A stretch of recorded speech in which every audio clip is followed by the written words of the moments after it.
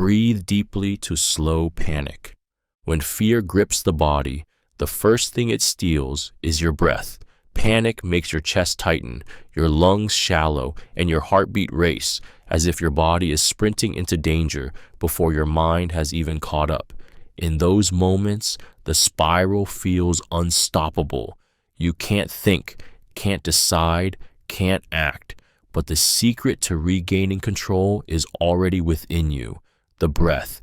Deep, intentional breathing is one of the most primal tools we have to tame chaos. It signals to the nervous system that you are not in mortal danger, pulling you back from the edge of collapse into a place of clarity and strength.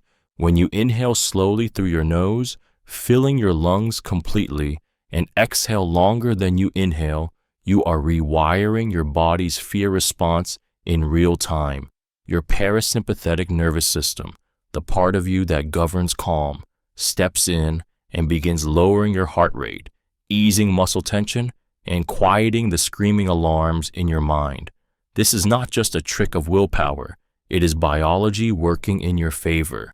Soldiers, first responders, and survivors of disasters are trained to breathe deeply, not because it sounds soothing, but because it saves lives by restoring rational thought when everything else seems to be unraveling. The beauty of this technique lies in its simplicity. No one needs to know you are doing it. You can breathe deeply while your world burns, while someone shouts in your face, while terror claws at your throat. Each breath is a declaration. I am here. I am still in control. And with each exhale, panic loses its grip, replaced not with false bravery, but with the steady power to act when it matters most. Name 5 things you see to ground yourself. When panic surges and the world begins to blur, your mind can feel like it's spinning out of your own body. Fear makes the future terrifying, memories of the past overwhelming, and the present moment almost impossible to hold on to. In those moments, you need an anchor, something that drags you back into reality before anxiety sweeps you away completely. That anchor is as simple as opening your eyes and naming 5 things you see around you. It might sound childlike, almost too simple to matter, but it is one of the most effective grounding tools in survival psychology. When you say aloud, I see a chair, I see a window, I see a shadow, I see a book, I see the floor, your brain is forced to pause its storm of fear and focus on the tangible, undeniable reality around you. Each object becomes a lifeline, pulling you out of the whirlpool of panic. This works because the human brain cannot hold the grip of fear and the clarity of observation at the same time. By noticing and naming, you interrupt the cycle of dread and give your mind something it can control. Survivors of trauma, soldiers in combat, and people caught in disasters often use this technique unconsciously. It pulls them out of flashbacks, silences the roar of what-ifs, and reminds them that they are still alive, still present, still capable. It is not about the chair, the window, or the book. It's about breaking the spell of fear long enough to take back your breath, your thoughts, and your will to act. In chaos, naming 5 things you see is not just observation, it is survival. Count backwards from 100 by threes. When your mind is hijacked by fear, panic doesn't just steal your calm, it steals your ability to think. Thoughts race like fire, logic slips through your fingers, and every second feels like drowning in your own head. In these moments, you need a weapon sharp enough to cut through the chaos, and that weapon is focus. Counting backwards from 100 by threes sounds mechanical, but it's a psychological lifeline. It drags your mind away from the storm of panic and forces it into structure, order, and rhythm. As you whisper, 100, 97, 94, 91, the spiral of fear collides with the deliberate effort of calculation. Anxiety thrives on vagueness and uncertainty, but math is exact. It gives your brain a task that cannot coexist with chaos. Each number you say is like a rung on a ladder, pulling you down from dizzying fear and planting you firmly back in the present. Your heartbeat slows, your chest loosens, You begin to notice that you are, in fact, still in control. Survivors in high-stress situations use this trick to stop themselves from freezing or collapsing under pressure. Soldiers on the brink of panic, pilots in emergencies, even trauma victims in shock have used focused counting as a tether to reality. It doesn't matter if you lose track. The act of trying is what resets your system. The numbers become a rhythm, a drum beat in the dark, proof that your mind can still obey you when everything else feels wild and untamed. Counting backwards by threes isn't just math. It's a declaration that fear doesn't own you. Focus on the next small task, not the big problem. When crisis strikes, the human mind often magnifies everything into an impossible mountain. The fire seems too big to escape, the debt too crushing to repay, the pain too heavy to endure. This overwhelming sense of too much is what paralyzes us. It convinces us that action is pointless because the whole problem cannot be solved at once. But survival doesn't demand that you solve everything. It demands that you solve the next thing. Shifting your focus from the enormity of the problem to the tiniest actionable step is not weakness. It is the secret to breaking paralysis. Instead of thinking, how will I ever get out alive? You force your mind to think, what is the very next thing I can do? Maybe it's standing up. Maybe it's reaching for water. Maybe it's crawling one more foot. Each small task becomes a foothold, and together they form a staircase out of the chaos. This principle is why people in extreme survival situations repeat simple mantras like, just make it to the next tree, or just take 10 more steps. Marathon runners use it to push through walls of exhaustion. Soldiers use it under fire, and trauma survivors use it to withstand unbearable moments. The mind can survive almost anything if it doesn't have to swallow the whole problem at once. By focusing only on the next small task, you take power back from the impossible. Fear loses its grip because it feeds on infinity, while your attention is narrowed to something manageable. Step by step, action by action, the mountain shrinks, not because it is gone, but because you've learned to climb it. Repeat a calming phrase, I can handle this. In the middle of panic, the loudest voice you hear isn't the world around you, it's the one in your head. That voice can either destroy you with whispers of, you're not safe, you can't do this, or it can become your lifeline. Repeating a calming phrase like, I can handle this, is not empty self-help chatter. It is a psychological shield forged in repetition. The human brain believes what it hears most often, and in the midst of fear, your own voice can drown out the noise of terror. When you say, I can handle this, over and over, something changes inside. At first, it feels like a lie, a fragile whisper against the hurricane of anxiety. But as you keep repeating, your nervous system begins to respond. Your breathing steadies, your pulse slows, your thoughts align. The phrase becomes a command, not a plea. You are not telling yourself a fantasy.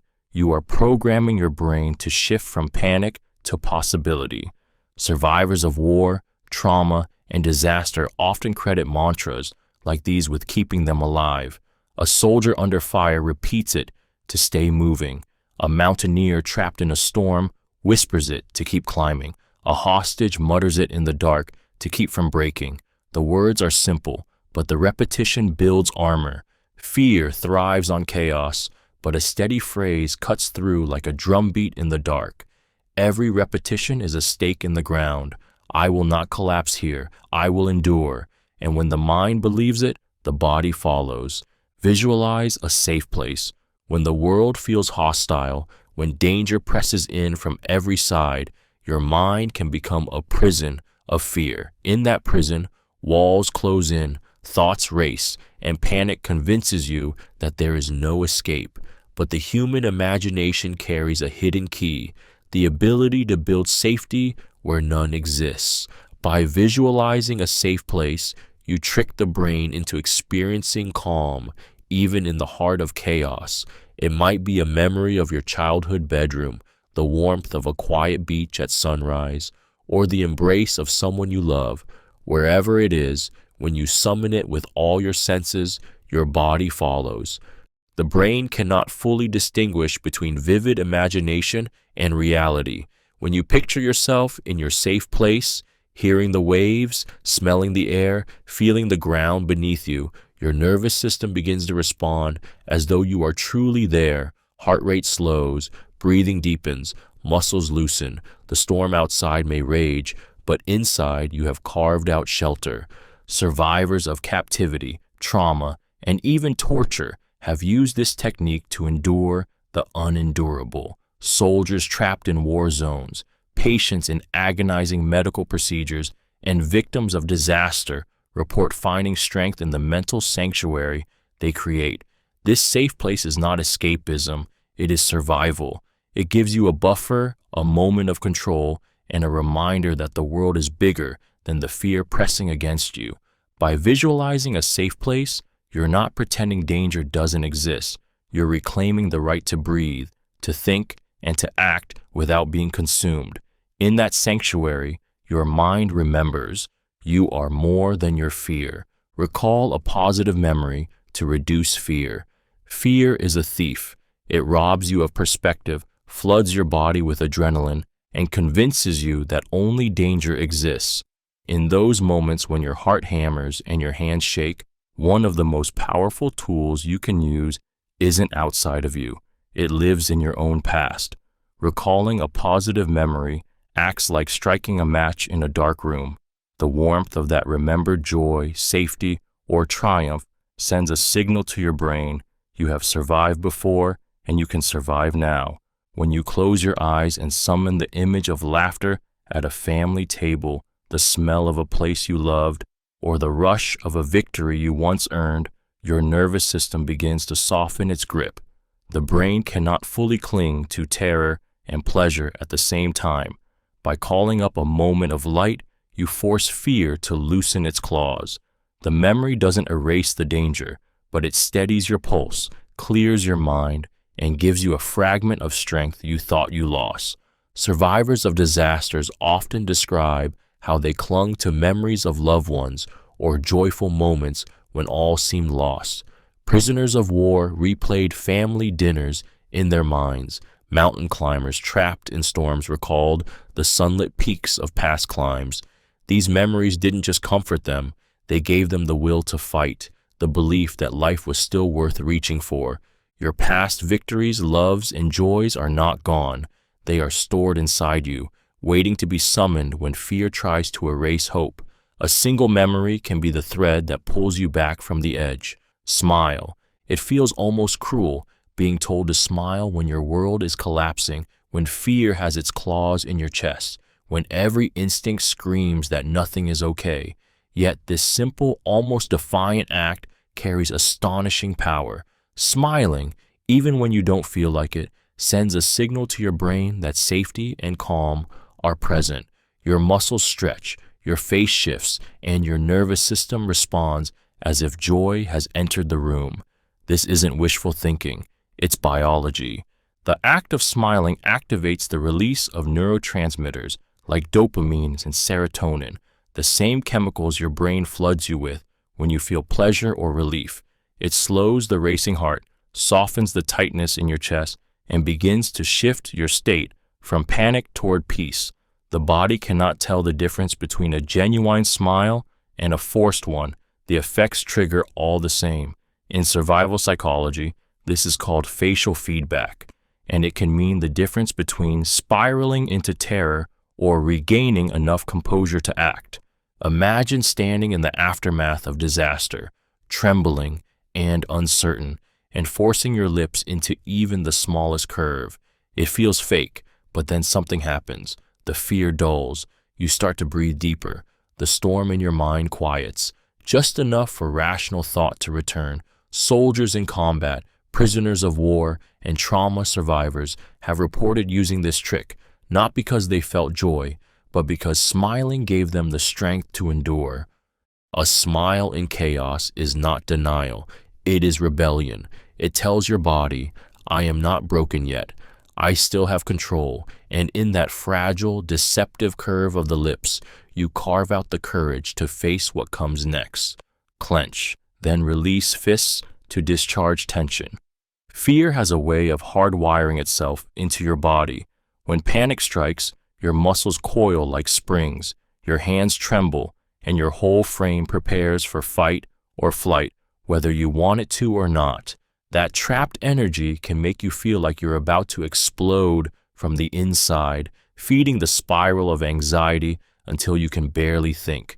But there is a simple primal release valve, clenching your fists as tightly as you can, holding that pressure, and then letting go. This act seems small, almost meaningless, but the effect is powerful. By deliberately tightening every muscle in your hands and forearms, you gather the chaos into one place. When you finally release, the tension drains from your body like air hissing from a balloon. That release sends a signal to your nervous system. You are safe enough to let go. The relief spreads upward into your arms, shoulders, even your chest, breaking the rigid grip of fear. Survivors in combat, athletes before competition, even trauma patients in therapy have used this physical trick to reset their bodies. It's called progressive muscle relaxation, but in survival terms, it's simply taking back control. Instead of being a puppet pulled by panic, you become the one pulling the strings. Every clench and release is more than a physical act. It is a reminder that your body is still yours, even under siege. It transforms trembling hands into tools of focus. In a world where fear can lock you in place, the simple act of gripping and letting go becomes an anchor, reminding you that you can still act, still move, still fight back. Break big goals into tiny steps. Overwhelm is the silent killer of courage.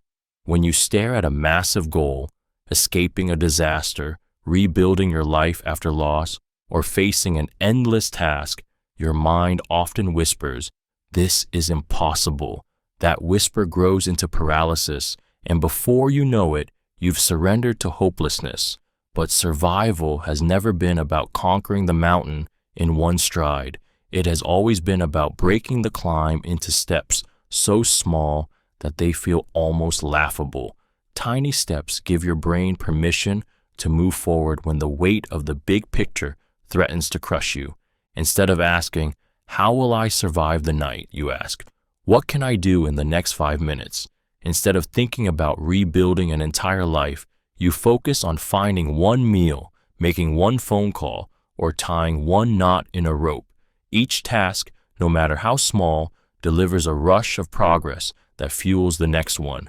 This transforms despair into momentum.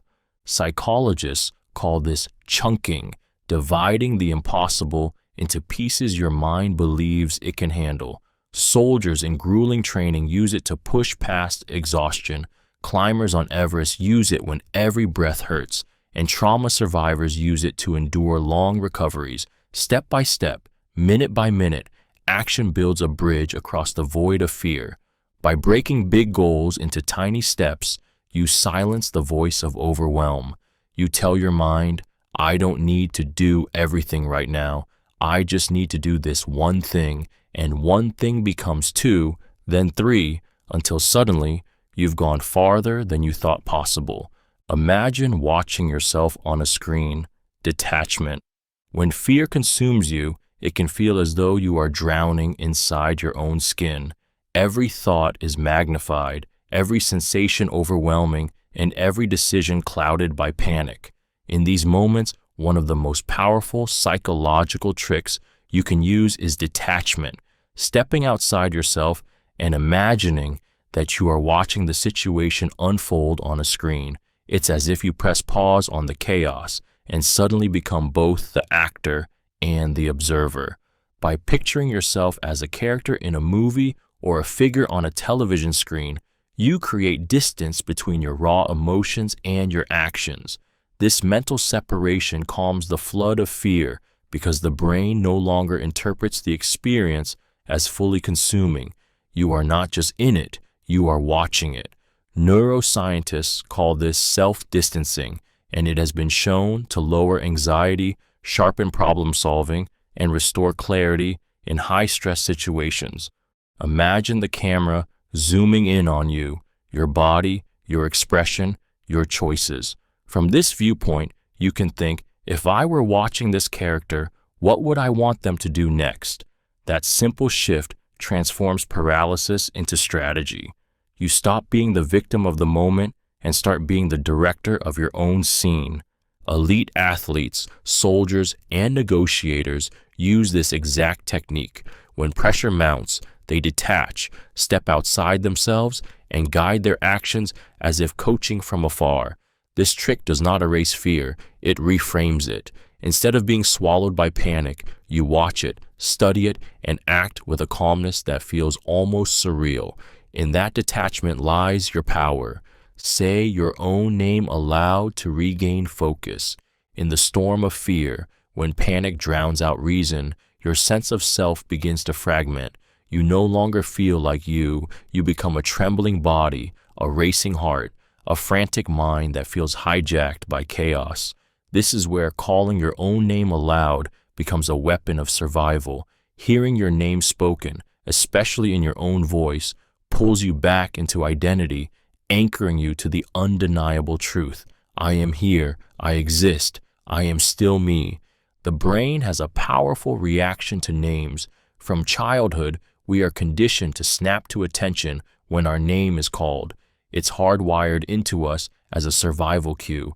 When you say your name aloud in crisis, it slices through the noise and forces your awareness inward.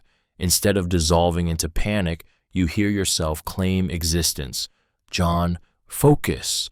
Maria, breathe.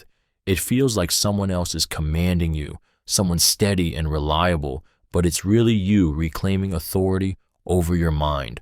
Trauma survivors and combat veterans often describe this technique as the moment they stopped being lost in terror and started acting with purpose. By calling yourself back by name, you turn chaos into conversation. You remind your brain that there is still a captain at the helm, that you are not just a body reacting, but a person deciding. It is a strange intimacy to hear your own voice say your own name, but in the depths of fear, it becomes a lifeline. A name is more than a word. It is proof of identity, proof of presence, proof that you still belong to yourself. And sometimes that reminder is enough to pull you out of the dark. Tap rhythmically to steady your thoughts. When panic clouds the mind, thoughts scatter like frightened birds, loud, erratic, impossible to gather. You feel trapped in a storm of noise inside your own head, every fear echoing louder than the last.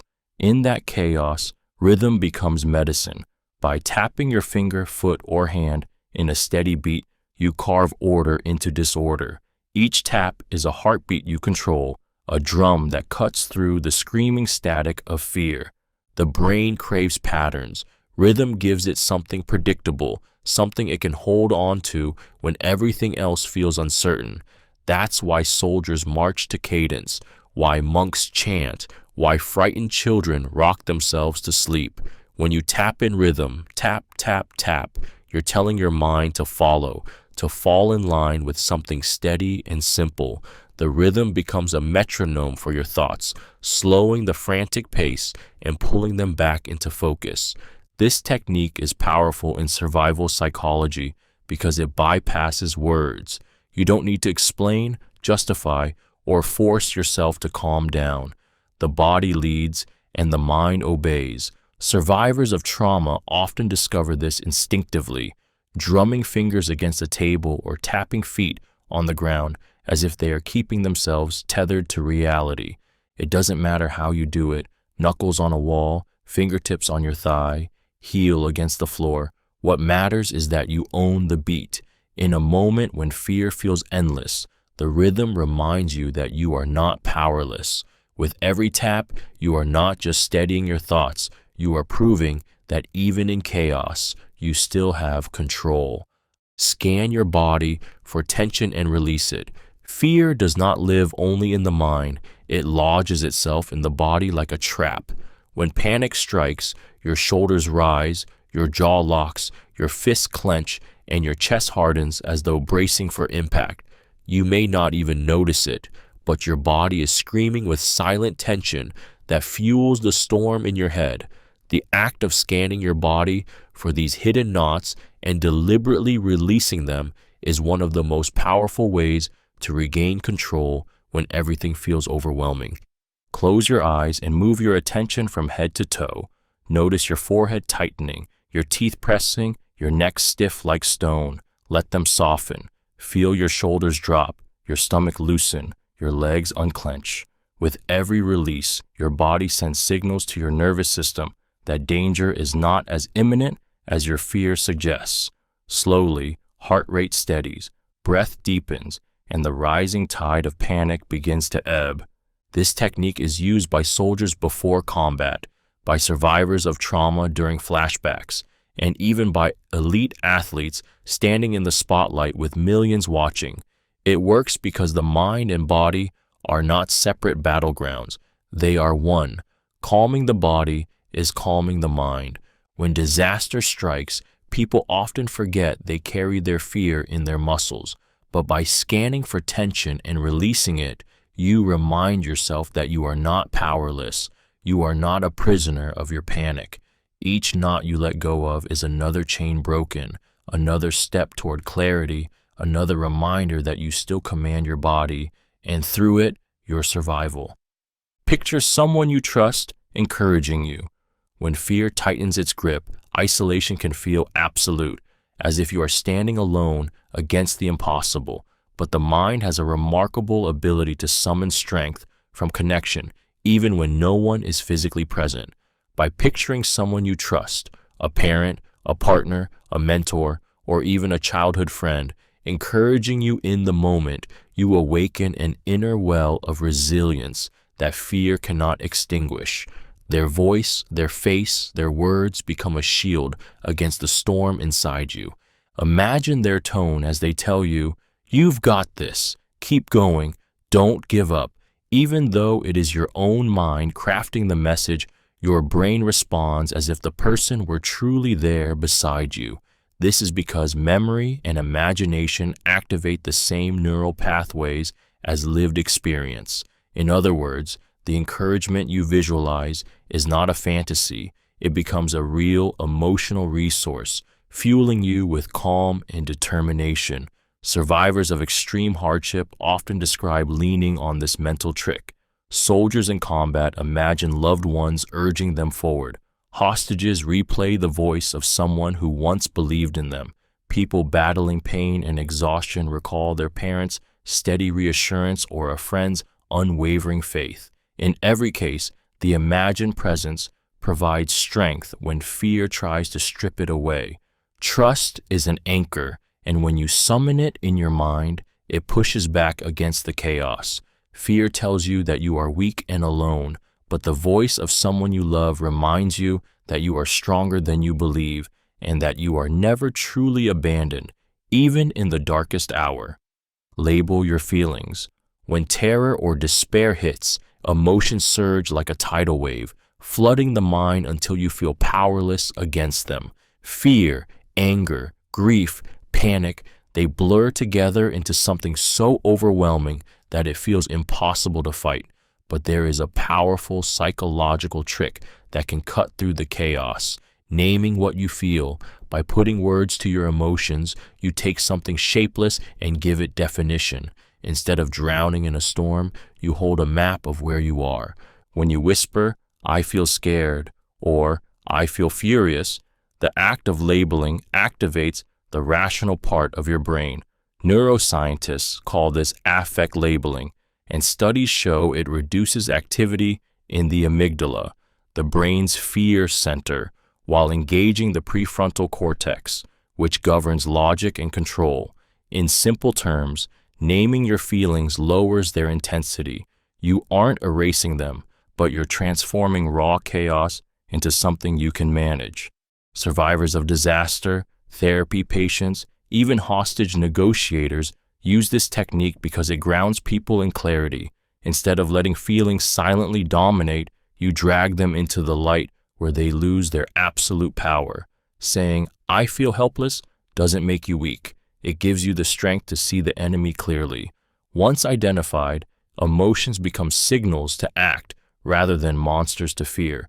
In moments of crisis, when your chest is tight and your mind is racing, pausing to say out loud what you feel is like grabbing the steering wheel of your own body.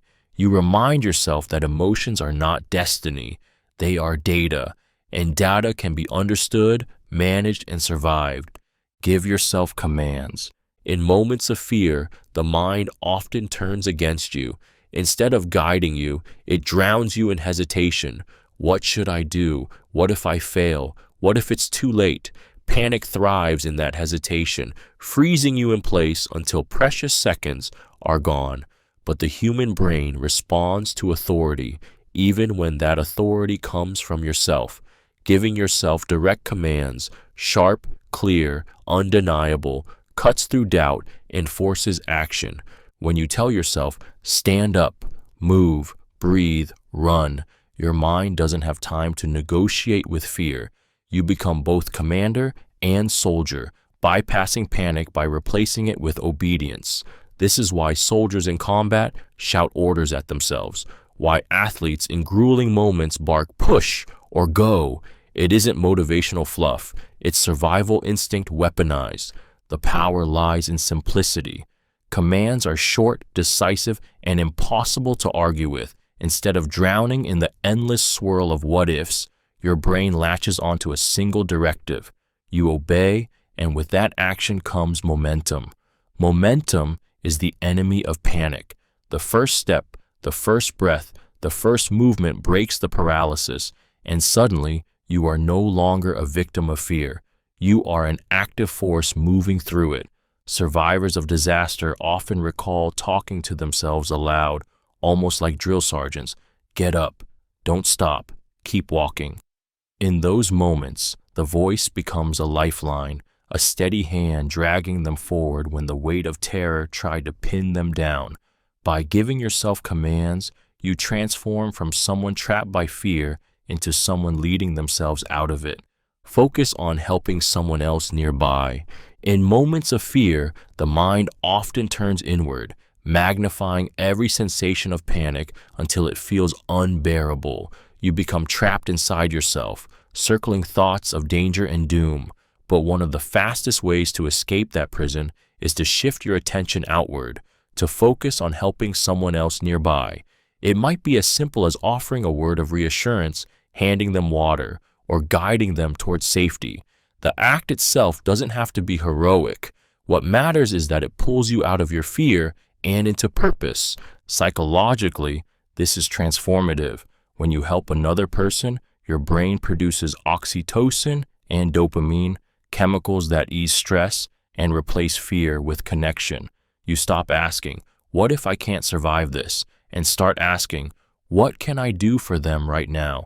That shift changes everything. Your racing thoughts slow, your body steadies, and you find yourself stronger than you thought possible, not because your fear vanished, but because you gave it less room to rule you. This technique has saved lives in war zones, disasters, and accidents. Soldiers in combat often report that they kept moving not for themselves, but for the brother or sister beside them. Survivors of shipwrecks and earthquakes endure longer when they focus on protecting children or calming others in panic. By anchoring your actions to someone else's need, you discover a well of resilience you didn't know you had. Focusing on helping someone nearby doesn't just make you useful, it makes you human again. It gives you direction in the chaos, reminding you that even in the darkest moments, you can be a source of light for another. And in doing so, you often save yourself too. Use humor to break fear. Fear thrives on seriousness. It convinces you that every second is life or death, that the weight of the moment is crushing, that laughter has no place in survival. And yet, humor is one of the most subversive weapons you can wield against panic. When you laugh in the face of fear, even if the joke is terrible, even if the laugh feels forced, you are stealing back power. You are telling your brain, "I will not let terror dictate my spirit." Humor works because it disrupts the brain's fight or flight spiral. A laugh, even a small one, releases endorphins, loosens tense muscles, and interrupts the storm of cortisol flooding your system. Soldiers in combat crack jokes in foxholes. Paramedics share dark humor while racing to save lives. Prisoners have told jokes to each other in the bleakest cells. These are not signs of denial. They are signs of defiance. Humor reminds the body and mind that they are still human, still capable of joy, even when surrounded by chaos. Think about it. When you laugh at something absurd in the middle of a crisis, you create a crack in the armor of fear. Through that crack slips perspective, reminding you that panic doesn't own the moment. The danger may remain, but its hold on your mind weakens. You breathe deeper, you think clearer, you move with more control. Using humor to break fear is not about mocking the situation. It's about reminding yourself that even in darkness, light still exists. That smile, that chuckle, that ridiculous joke whispered through trembling lips might be the very thing that keeps you alive. Repeat multiplication tables to stay focused. In the grip of fear, your mind begins to unravel. Panic makes thoughts scatter like frightened birds, leaving you unable to think clearly or make decisions. In these moments, you need something that forces your brain to obey you, to re-establish order when chaos is pulling you apart. Repeating multiplication tables, something as ordinary as math, becomes a survival tool. It is more than numbers. It is structure, rhythm, and control in a place where everything feels uncontrollable. When you whisper, 3 times 3 is 9, 3 times 4 is 12, 12, 3 times 5 is 15, your brain must shift its energy away from panic into calculation. Numbers don't bend to fear, they demand focus. The repetition grounds you, narrowing your racing thoughts to a single task that can be mastered moment by moment. Fear thrives in uncertainty, but multiplication is precise. It leaves no room for spirals of what-ifs. This technique has been used by soldiers under fire, pilots in crisis, and trauma victims battling shock. The rhythm of the tables becomes like a lifeline, each equation a step back toward control. Even if you stumble or forget, the effort itself pulls your mind into the present, breaking the grip of fear just long enough to breathe and act. It might feel trivial in the middle of chaos, but that's exactly why it works. Multiplication tables connect you to something familiar, something stable from childhood when the world felt safe. And in that rhythm of numbers, you discover that even in panic, your mind can still follow commands. You can still choose focus over fear. Blink rapidly to break a panic spiral. When panic seizes you, your senses distort. The world can feel like it's closing in. Vision tunnels, faces blur, lights sharpen, and suddenly you're trapped inside your own body. This distortion fuels the spiral. What you see confirms the terror you feel, and what you feel magnifies the distortion. But there is a surprisingly simple way to disrupt this feedback loop: blinking rapidly. It sounds insignificant, almost silly, yet it can shatter the cycle of panic and drag you back into control. Blinking quickly resets your visual field, interrupting the frozen, wide-eyed stare that panic forces on you. That frozen gaze feeds anxiety, locking your brain into a state of hyper-alertness where every shadow feels like a threat. By blinking, you send a physical signal to your nervous system. Reset, refresh, restart. The motion breaks the trance, softens your vision, and disrupts the overwhelming flood of sensory input. Psychologists call this a grounding interruption.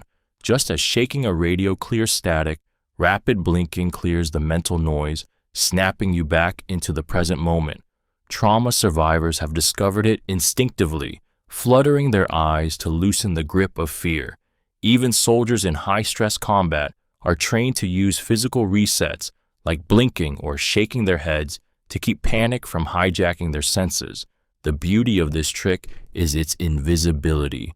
No one around you needs to know what you are doing. You can be in a crowd, in danger, or under pressure, and a few rapid blinks become your secret reset button.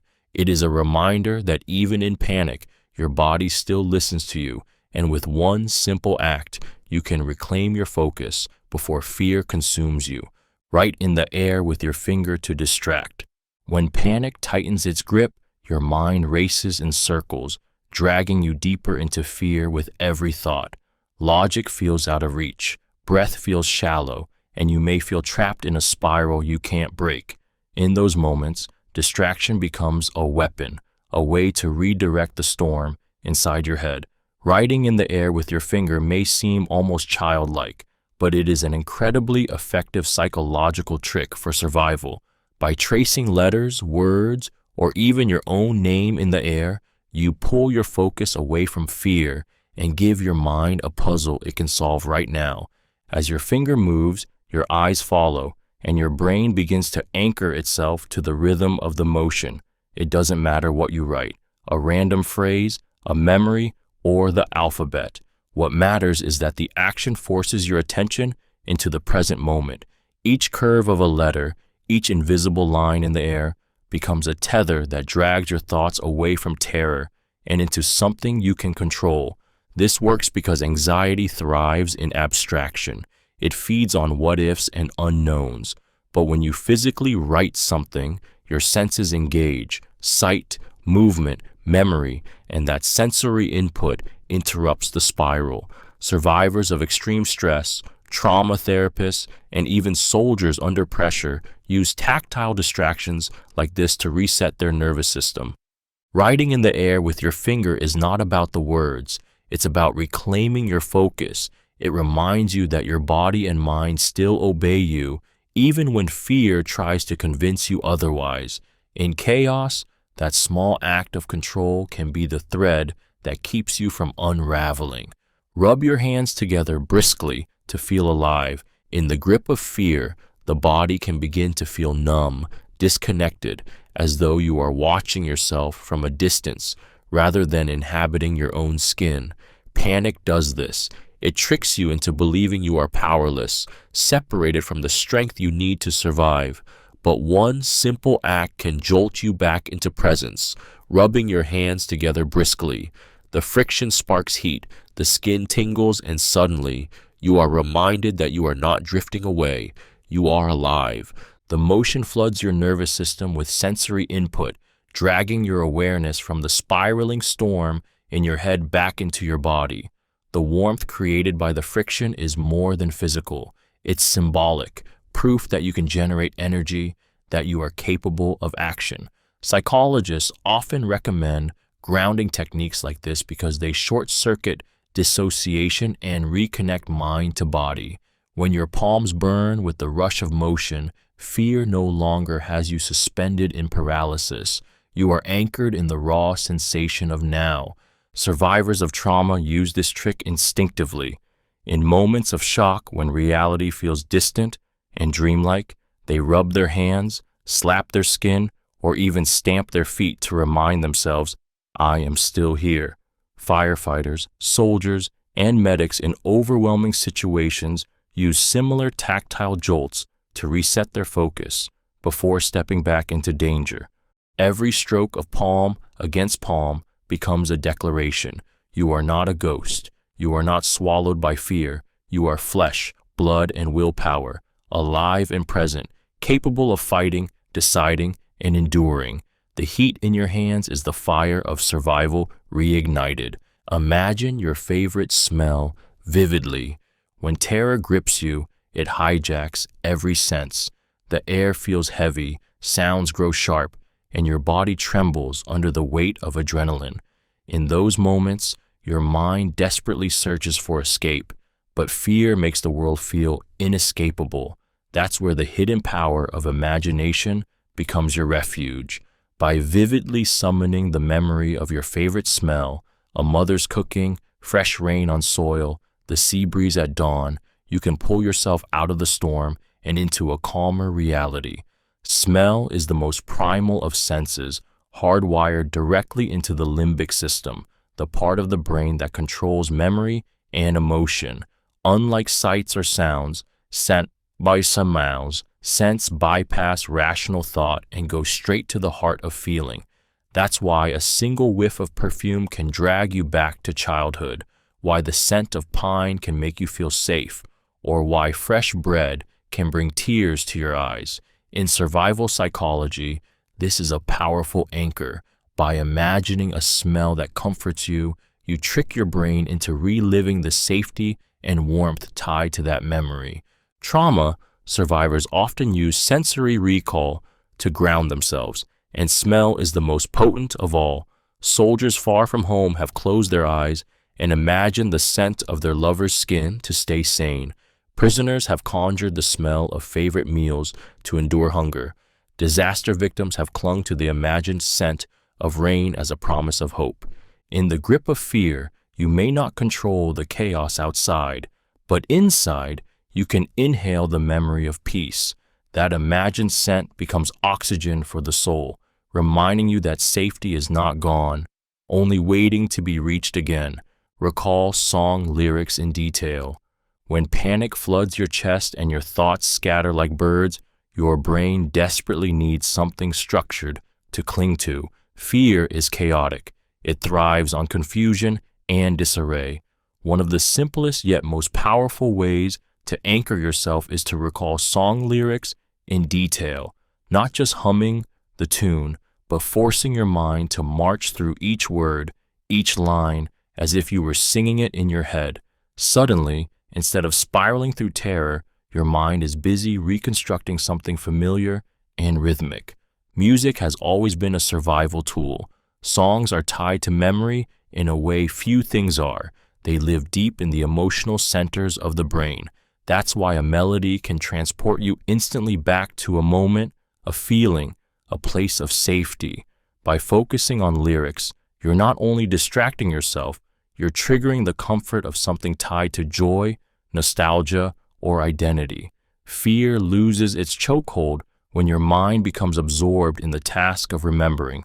What comes after this line? How does the chorus repeat? Survivors in high-stress situations often report using songs to keep themselves sane, prisoners humming to stay human, soldiers recalling choruses under fire, patients enduring pain by repeating their favorite lyrics silently. Each remembered verse is a rebellion against the chaos trying to consume you. Recalling song lyrics in detail is not about music. It's about memory as a lifeline. It's about reminding yourself that you still carry beauty, rhythm, and meaning inside you, even when the outside world feels unbearable. In the darkest moments, the song becomes your anchor, and remembering it becomes your survival. Trace shapes on your leg with your finger. When panic sets in, your mind can feel like a wild animal thrashing in a cage, clawing at every thought, every fear, until you are left trembling and lost. One of the most underrated ways to regain control is through grounding, anchoring yourself in the present moment through simple physical actions. Tracing shapes on your leg with your finger may seem small, even insignificant, but in survival psychology, it is a powerful tether between chaos and calm. As your fingertip presses gently into your skin, dragging the outline of a circle, a square, or even the first letter of your name, your brain is forced to focus on the sensation and the movement. The act is intimate, repetitive, and tangible, breaking the cycle of racing thoughts by demanding attention to something real and controllable. Instead of drowning in what-ifs, you are drawing a line, feeling the texture of your clothing, noticing the warmth of your own body. This technique is particularly effective in moments of dissociation, when fear makes you feel detached from reality or from yourself. Trauma survivors often use tactile tricks like this to bring themselves back into their bodies. It reestablishes presence, reminding you that you are not lost in the past or consumed by the future. You are here, now, alive. In disaster scenarios, hostages, or even victims of panic attacks have used this kind of micro-grounding to keep themselves steady when everything else felt uncontrollable. It may look like nothing to an outside observer, but for the one tracing those shapes, it is proof of control, proof of awareness, proof that fear has not won. The line you draw with your finger is also a line you draw against despair. Touch something cold or rough for grounding. When fear takes over, your body can feel like it doesn't belong to you anymore. Hands trembling, legs weak, thoughts spinning so fast you can't catch a single one. In that moment, the world feels unreal, as if you're floating outside of yourself. This is dissociation, the brain's way of protecting you from overwhelming panic. But survival demands presence, and one of the fastest ways to return to reality is through touch, specifically by grabbing something cold or rough. When your hand closes around a rock, a piece of wood, a rough wall, or even a cold metal surface, your senses are shocked back into the present. The sting of cold or the bite of texture sends powerful signals to your nervous system. You are here, in this body, right now. That sensation cuts through the haze of panic more effectively than thoughts or logic ever could. It forces your brain to stop spiraling into what-ifs and focus on what is. Survivors in disaster zones often recall clutching debris, dirt, or ice to stop themselves from collapsing into helplessness. Soldiers use the edges of their gear, hikers use the earth beneath them, and trauma patients are taught to carry grounding objects like stones or coins for this exact reason. The tactile jolt reminds you that you are not lost inside fear. You are anchored to the physical world. Cold burns into clarity. Rough edges scrape away panic. The object doesn't matter. What matters is the sensation, the undeniable proof that you are still alive, still here, still capable. And in survival, sometimes gripping reality with your bare hands is the only way to keep from slipping away. Repeat the alphabet backwards. When fear takes hold, the mind becomes a runaway train, speeding into worst-case scenarios you cannot control. Your chest tightens, thoughts tangle, and suddenly it feels impossible to pull yourself back. That is why psychologists teach a deceptively simple trick. Repeat the alphabet backwards. It sounds almost childish, but in survival psychology, it is a razor-sharp tool that forces the brain to shift gears from panic to focus. Saying Z-Y-X demands effort. Unlike reciting the alphabet forward, something ingrained since childhood, going backwards requires concentration, logic, and memory. In those crucial seconds, your brain cannot spiral into fear and solve a puzzle at the same time. The very act of attempting interrupts the panic loop. Even if you stumble, even if you forget a letter, the focus it demands pulls you back into the present. This technique is a grounding exercise wrapped in a mental challenge. Survivors of trauma have used it in moments of overwhelming anxiety. Prisoners of war whispered it to themselves to stay sane, and therapists still teach it today to those who suffer from panic attacks. The alphabet backwards is more than a sequence of letters. It is a chain of focus, each one pulling you closer to stability. Fear thrives on chaos, but structure destroys chaos. The alphabet has structure, rhythm, certainty, and when you reverse it, you must pay attention with everything you have. That act of attention brings you back to yourself. In the middle of a storm, it is not just reciting letters, it is reclaiming control of a mind that refuses to be lost. Focus on your heartbeat and slow it. In the grip of fear, your heart becomes a drum of chaos, pounding against your ribs, racing faster than your thoughts can catch. That wild rhythm fuels panic, convincing your brain that danger is closing in, even when you're safe. But what most people never realize is that you can reach into that rhythm and take control. By focusing on your heartbeat and willing it to slow, you seize back the wheel of your body when it feels like everything is spinning out of control. Close your eyes, press your hand gently against your chest or wrist, and listen. At first, it may feel frantic, like it belongs to someone else, but don't turn away. Match your breath to its rhythm, then extend your exhales, urging each beat to steady, to soften. The heart responds to intention. As your breath lengthens, your parasympathetic nervous system awakens, the body's natural brake pedal, and the storm begins to calm. Elite soldiers, athletes, and survivors of trauma Use this technique because it turns biology into an ally. Panic is not an unstoppable force. It is a cycle between body and brain. When you slow your heartbeat, the brain receives a signal that the threat is less severe, and thought returns to clarity. In moments of crisis, focusing on your heartbeat is like gripping the reins of a runaway horse. You remind yourself that fear does not own you. You are not just reacting, you are directing. Each slowed beat becomes proof that your body will listen, and with that proof comes a fierce kind of strength, the strength to keep going. Whisper slowly instead of shouting. In moments of terror, the natural instinct is to shout, to let the fear pour out in raw sound, to try and reclaim power with volume. But shouting often feeds panic, raising your own adrenaline and signaling to your body that the threat is even greater than it already feels. Whispering slowly, on the other hand, works like a secret weapon. It softens the chaos, forces you to control your breath, and turns your voice into an anchor rather than an alarm. When you whisper, your exhale lengthens. Each word rides on a controlled stream of air, slowing your racing heart and easing the tightness in your chest. Whispering is deliberate, intentional, and calm-making, even when fear screams for the opposite. It tells your nervous system, we are not out of control. We can still choose how to act.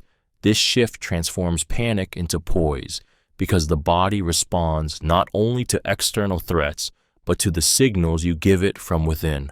Survivors in crises have reported speaking to themselves in whispers, prisoners locked in dark cells, hikers lost in the wilderness, even soldiers under fire. Their soft words weren't weakness, they were lifelines. A whisper carries intimacy and steadiness, even when spoken only to yourself. You're okay. Keep moving. One more step. The gentleness disarms fear, shrinking it down to something survivable. Whispering slowly doesn't silence the danger around you, but it calms the danger within. It is the opposite of panic's command to scream. It is a choice to lower the noise, to steady the rhythm, and to remind yourself in the most fragile, human way, I am still here, and I am still in control. Pretend you're explaining the situation to a child. When fear crashes over you, the world feels too large, too chaotic, too impossible to understand. Your mind fills with racing thoughts, each one louder than the last, until clarity is buried under noise. In these moments, one of the most powerful survival tricks is to force simplicity. Pretend you're explaining the situation to a child, because if you can make it simple enough for a child to understand, you can make it manageable enough for yourself to survive. When you say aloud, the lights went out but I have a flashlight. The door is blocked but I can try the window. I'm scared but I can still move. Your brain begins to shrink the overwhelming into the doable. Fear thrives on confusion, but when you translate panic into plain, childlike language, you strip it of its power. The situation no longer feels like an unknowable monster. It becomes a series of steps you can face one at a time. This technique has been used by survivors in war zones, natural disasters, and medical emergencies. Parents instinctively do it to calm their children, but in truth, they are also calming themselves. It works because the brain shifts from emotional chaos to problem-solving mode. Speaking simply forces clarity, and clarity breaks fear's grip. You don't need an actual child in front of you. The act is for your own mind. In panic, your inner voice becomes your lifeline. If you can explain it in calm, simple terms, you can endure it. In survival, sometimes the most powerful strength comes from treating yourself with the same patience, clarity, and steady guidance you would give a child. Tighten your stomach muscles, then relax. Panic doesn't just live in the mind, it floods the body. When fear strikes, your stomach knots itself into a fist, your core stiffens as if bracing for a blow, and every nerve in your midsection screams with tension. This is your body's survival wiring at work, the primal instinct to protect vital organs in moments of danger. But the same instinct that shields you can also paralyze you, locking you in a cage of your own muscles. By deliberately tightening your stomach muscles as hard as you can, holding that strain, and then releasing, you seize control of that instinct and turn it into a weapon. When you clench your abdomen, you take ownership of the tension that fear created. Instead of being a prisoner to your body's reaction, you command it, compress it, and then let it go. The release that follows sends a wave of relief up through your chest and down into your legs, signaling to your nervous system that the immediate threat is not as absolute as it feels.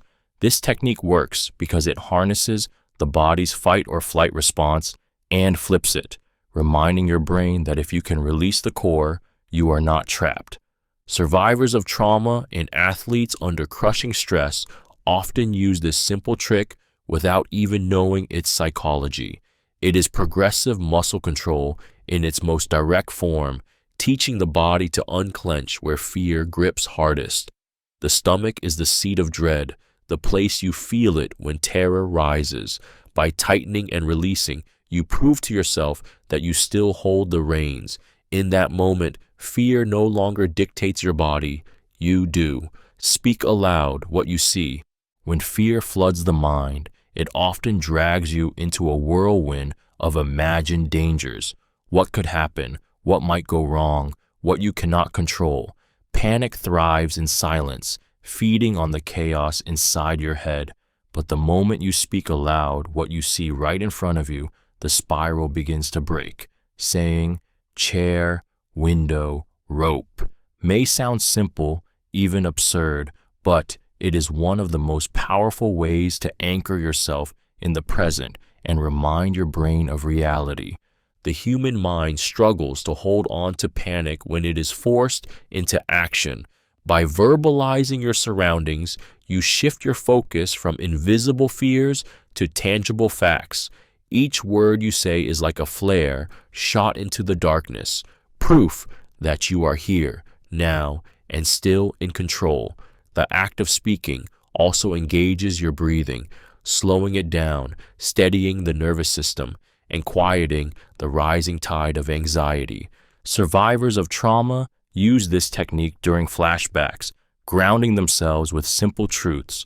First responders teach it to victims in shock to pull them back into the present. Soldiers, too, are trained to verbalize their environment in combat, not only to maintain awareness, but to silence the inner chaos that panic unleashes. Speaking aloud what you see transforms fear from something abstract into something manageable. It cuts through the illusions that terror creates and replaces them with certainty. The chair is real, the window is real, the rope is real, and as long as you can name what surrounds you, you remind yourself that the fear in your head is not the only reality that exists. Break silence with sound to reduce fear. Silence in moments of fear is not peaceful, it is suffocating. In the stillness, every creak becomes a threat, every shadow feels alive, and your mind begins to fill the quiet with its own terrors. This is why breaking silence with sound can be such a powerful act of survival. A whispered word, a hum, a footstep, even the simple act of clearing your throat disrupts the suffocating grip of fear that thrives in absolute quiet. When you create sound, you reclaim the space around you. Your voice, your hum, your tapping reminds your brain that you are not powerless, not swallowed by the void. Sound grounds you in the present. It forces your ears to focus on something real, something that you created, instead of inventing dangers in the silence. This is why people trapped in isolation often talk to themselves, sing softly, or tap rhythms. They are fighting back against the silence that tries to break them. Fear magnifies when unchallenged, but sound challenges it. Soldiers in combat sometimes whistle in the dark. Explorers in caves call out their own names, and trauma survivors have used humming to drown out the roar of panic in their heads. These are not meaningless noises. They are proof of life, proof of presence, proof of resistance. By breaking silence with sound, you are not only calming your nerves, you are taking psychological territory back from fear. Each note, each word, each rhythm becomes a reminder. You are not frozen, you are not voiceless, you are alive, and you can still act. The sound you make becomes the weapon that keeps the silence from devouring you. Pretend to be calm until your body follows. In the heart of fear, your body betrays you. Hands tremble, voice shakes, breath quickens, and suddenly everyone, including yourself, can see that you're unraveling. But there is a survival secret hidden in this moment. Your body listens to the roles you play. If you pretend to be calm, standing taller, steadying your breath, moving with control, your brain begins to believe the act. What starts as a mask becomes real, and the panic that once consumed you begins to fade. This phenomenon is rooted in psychology's act as if principle. The mind and body are wired in both directions. Your feelings shape your actions, but your actions also shape your feelings.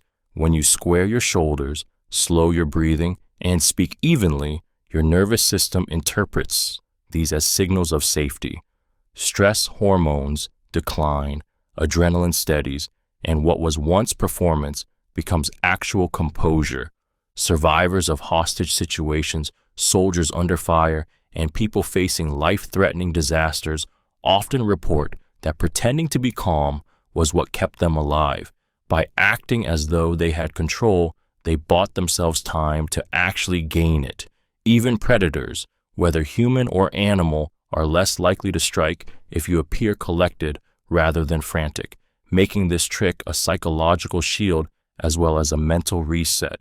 Inside, you may still feel terror clawing at your chest, but when you walk, breathe, and speak as though you are calm, the fear has less space to dominate. It is not lying to yourself. It is training your body to obey you. In survival, sometimes the performance of strength becomes the very strength that saves you. Imagine the outcome you want clearly. In the grip of fear, the mind has a cruel habit of painting vivid pictures of everything that can go wrong. You see yourself failing, trapped, helpless, or defeated long before anything has actually happened. These mental images are powerful, and worse, they are contagious, spilling into your body and convincing it to react as if disaster is already unfolding. But the same power that creates fear can also create salvation. By deliberately imagining the outcome you want in crystal clear detail, you seize control of the story your brain is telling and turn terror into direction. When you close your eyes and picture yourself breaking free, escaping danger, or standing victorious, your nervous system responds. The body doesn't always distinguish between what's vividly imagined and what's real. Athletes visualize winning moments before stepping into the arena. Soldiers rehearse successful missions in their minds. Survivors of impossible odds often credit the clear image of rescue as the reason they kept moving when everything told them to stop. This works because the brain is wired for survival through anticipation. If it can see success, it begins to align thought, breath, and movement toward that possibility. Fear shrinks because it feeds on the unknown, but a vivid outcome gives your mind something solid to pursue. The image becomes a magnet, pulling you forward, keeping you from freezing in the dark. In disaster, when despair whispers that there is no hope, you answer with a picture so sharp and alive that your body begins to believe it. You see yourself making it out, and suddenly that vision becomes the first step toward reality. Visualize each step of escape or solution. When terror strikes, the mind often leaps straight to the worst outcome. Trapped forever, defeated, doomed. That kind of thinking paralyzes you because your brain convinces your body there's no point in moving at all. But there is a survival trick powerful enough to break that freeze. Visualization. Instead of staring at the entire nightmare, you close your eyes and vividly picture each step of your escape or solution, one after another, as though you're already living it. You see yourself rising from the ground. You see your hand gripping the handle. You see your body moving toward the door, the path, the light. You imagine the sound of your footsteps, the feel of the air, the relief as you cross the threshold. By rehearsing every detail in your mind, you create a mental map that your body can follow, even when fear tries to lock you in place. This works because the brain treats imagined action almost like real action. Athletes use it before competitions, soldiers use it before missions, and survivors use it in life or death scenarios to prepare their minds for what must come. When your brain has seen the steps, your body carries them out with greater ease and confidence. In chaos, imagination becomes survival. Visualization transforms panic into a plan, stripping fear of its power by replacing dread with direction. Instead of being swallowed by the question, "What if I can't?" you are feeding your mind the answer, "This is how I will." And sometimes that rehearsal is the difference between freezing in terror and moving toward freedom. Bite your lip gently to stay in the moment. When fear overwhelms you, the mind often escapes into spirals of what-ifs and catastrophic futures, leaving your body behind in the present. Panic thrives on this disconnect. It feeds on your absence from the moment you are actually living. Biting your lip gently is a small but powerful act that forces you back into yourself. The sharp sting, the pressure, the undeniable sensation becomes an anchor, pulling your awareness out of the storm in your head and into the reality of your body. This technique works because physical sensation overrides the chaos of thought. When your lip tingles beneath your teeth, your brain cannot ignore the message, "I am here, I am real, I am alive." Survivors of trauma often use physical grounding like this, pinching, pressing, or biting just enough to feel present. It cuts through dissociation, snapping the mind away from imagined doom and placing it firmly back into the moment. The beauty of biting your lip is its subtlety. No one needs to know you're doing it. You can be trapped in a crowd, cornered in fear, or alone in the dark, and with one gentle bite, you reclaim control. It is not about causing pain.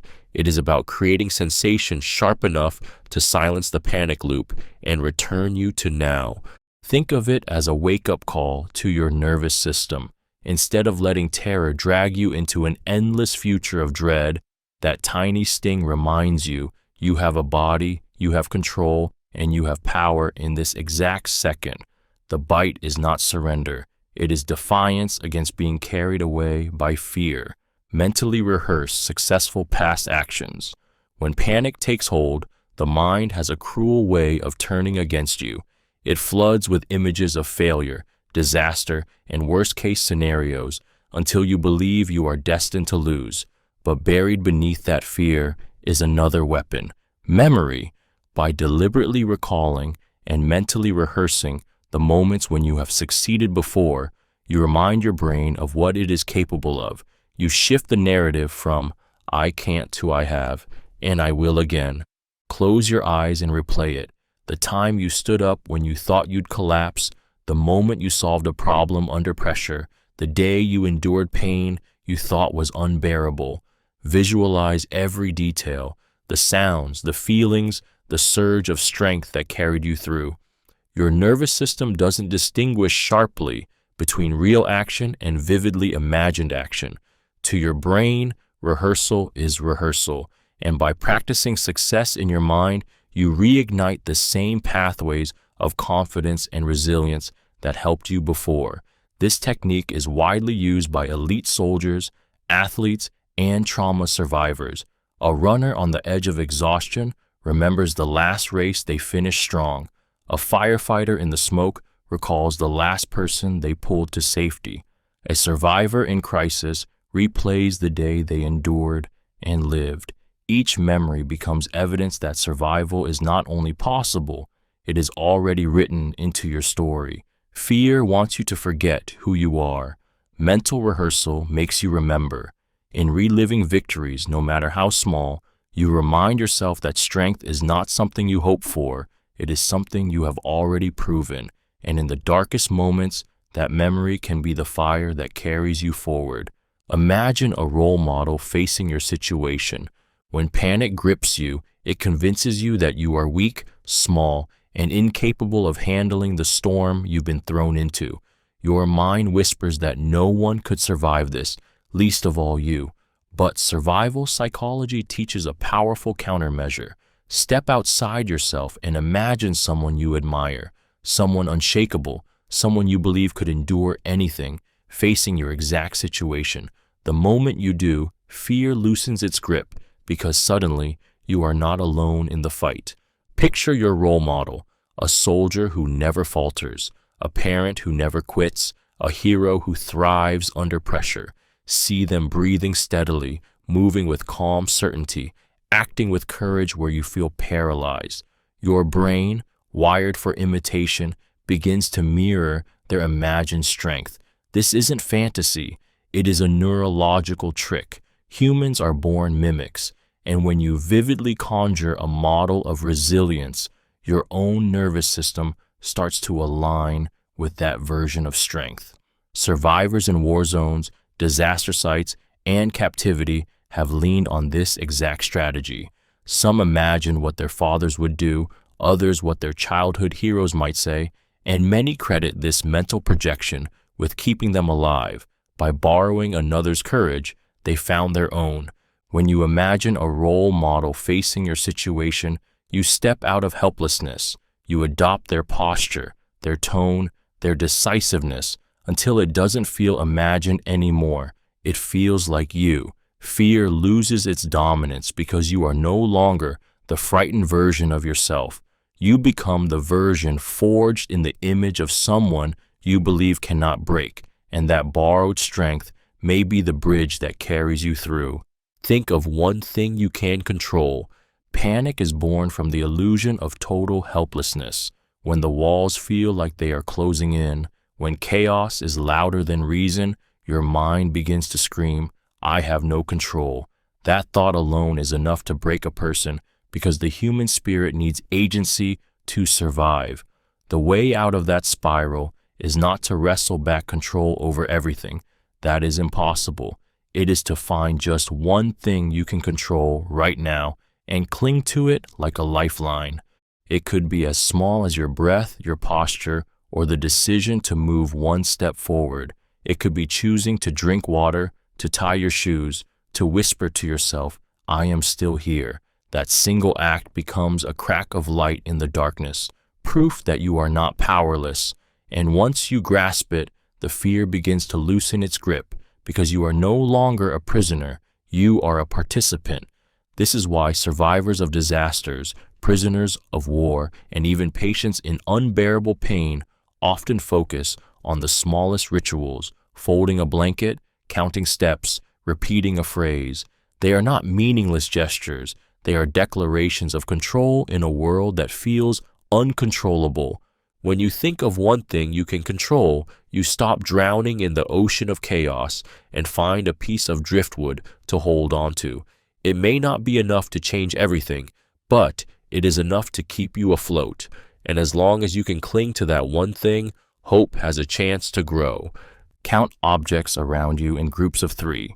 When fear consumes you, the world becomes blurry and disordered. Your mind spins with endless threats, your body surges with adrenaline, and clarity feels impossible. In those moments, one of the most effective tricks to reclaim focus is to count objects around you in groups of 3. It may seem simple, even trivial, but the act of scanning your environment and imposing order upon it drags your mind out of panic and forces it into rhythm and structure. As you look around and whisper, 1, 2, 3, 1, 2, 3, you are doing more than counting. You are breaking fear's hold. The human brain craves patterns. By grouping objects, a chair, a light, a book, you turn chaos into something measurable, controllable, and predictable. Panic feeds on uncertainty, but rhythm suffocates it. Each set of 3 becomes a stepping stone, pulling you out of the spiral of dread and back into grounded awareness. Survivors in high-stress situations have instinctively used this trick. Soldiers under fire count gear, hikers lost in the woods count trees, and trauma survivors count cracks in the walls or tiles on the floor. The mind, once trapped in fear's endless what ifs, begins to settle into the certainty of the numbers. Your heart rate slows, your breath steadies, and you start to notice that you are still capable of focus, still capable of control. Counting in threes is not just math. It is rhythm. It is grounding. It is reclaiming the moment from fear. In the worst chaos, it proves that order still exists and that you have the power to create it. Use your non-dominant hand for distraction. When fear hijacks your mind, it drags you into a whirlwind where thoughts spin faster than you can catch them. Panic thrives on this chaos. It wants your brain to lock onto dread and spiral deeper. One of the simplest ways to break that spiral is by forcing your mind into a task it isn't comfortable with. Using your non-dominant hand, writing, drawing, holding objects, or even just squeezing your fists creates just enough difficulty to pull you out of fear and back into focus. The brain is wired to favor your dominant hand. When you switch to the weaker one, new neural pathways activate, demanding attention and concentration. Suddenly, instead of drowning in what-ifs, you are intensely focused on forming shaky letters, gripping a pen awkwardly, or simply trying not to drop something. This shift may seem small, but it's powerful. It interrupts the panic loop and buys your body time to calm. Psychologists call this cognitive distraction, and it has been used in trauma therapy and survival training. People trapped in spirals of fear use their non-dominant hand to trace shapes, tap rhythms, or scribble words because it grounds them in the present. It's not about skill, it's about engaging your brain in a task so foreign it can't keep feeding the fire of panic at the same time. In crisis, this trick becomes a lifeline. The shaky scrawl of your left hand or the awkward grip of your weaker fingers may look clumsy, but in truth, it is strength. It proves that even when fear tries to control you, you can redirect your mind, regain focus, and carve out space for survival. Snap your fingers rhythmically. When fear closes in, your mind can feel like a swarm of bees, chaotic, stinging from every direction, impossible to quiet. The harder you try to think straight, the louder the noise becomes. In those moments, rhythm is salvation. By snapping your fingers in a steady, deliberate beat, you carve a simple pattern into the storm. The sound is sharp, clear, and undeniably yours, a reminder that you still control something when panic wants to convince you otherwise. Each snap slices through the fog like a spark in the dark. The rhythm gives your brain an anchor, pulling scattered thoughts into line, forcing them to follow the beat. This works because the human mind craves order. It cannot cling to chaos when rhythm is present. That's why drummers steady marching soldiers, why chants bring calm in ritual, and why people under stress instinctively tap or hum. A snapping rhythm is more than sound. It's a signal that your body and mind can still sync together. Survivors of trauma often find themselves creating rhythm to endure the unbearable. Soldiers have snapped fingers or tapped weapons to keep composure under fire. Prisoners have used rhythm to mark time and resist despair. The act may seem small, but in survival psychology, it is enormous. A pattern you control becomes proof that you are not powerless. Every snap is a declaration. I am here, I am present, I am in control of this moment.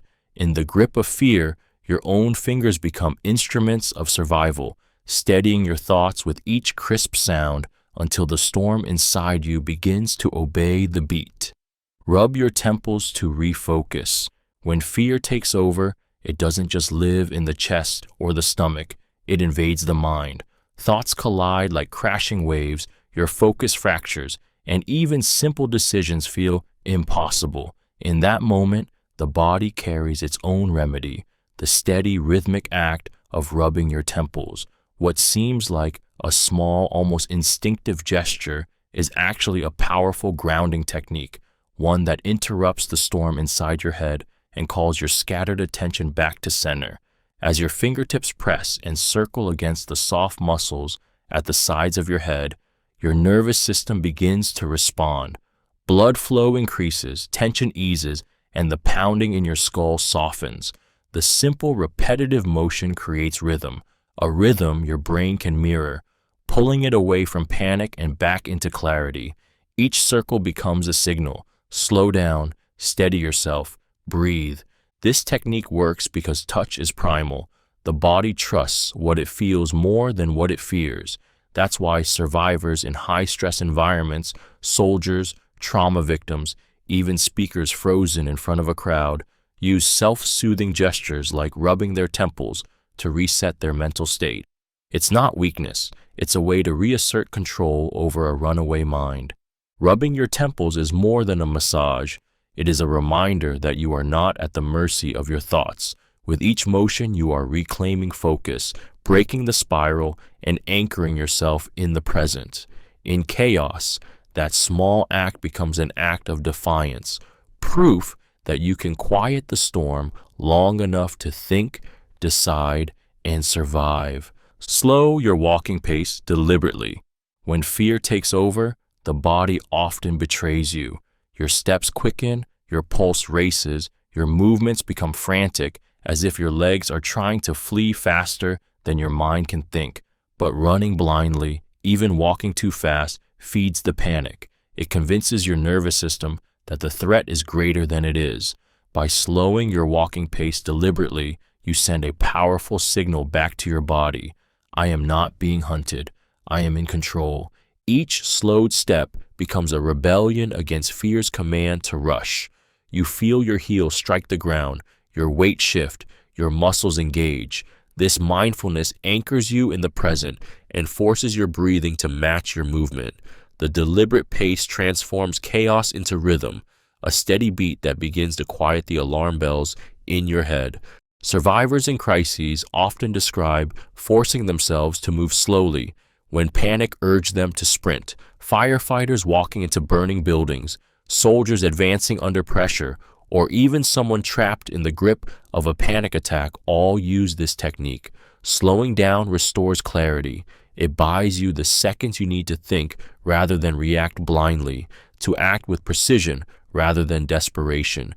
It may feel unnatural at first, as though you are defying every instinct screaming at you to move faster, but that is exactly why it works. Fear thrives on haste. When you slow your steps, you are not just controlling your body, you are reclaiming your mind. Every deliberate stride is a declaration that you are not prey, you are not powerless, and you will face the moment with steadiness rather than surrender. Whisper a prayer or mantra.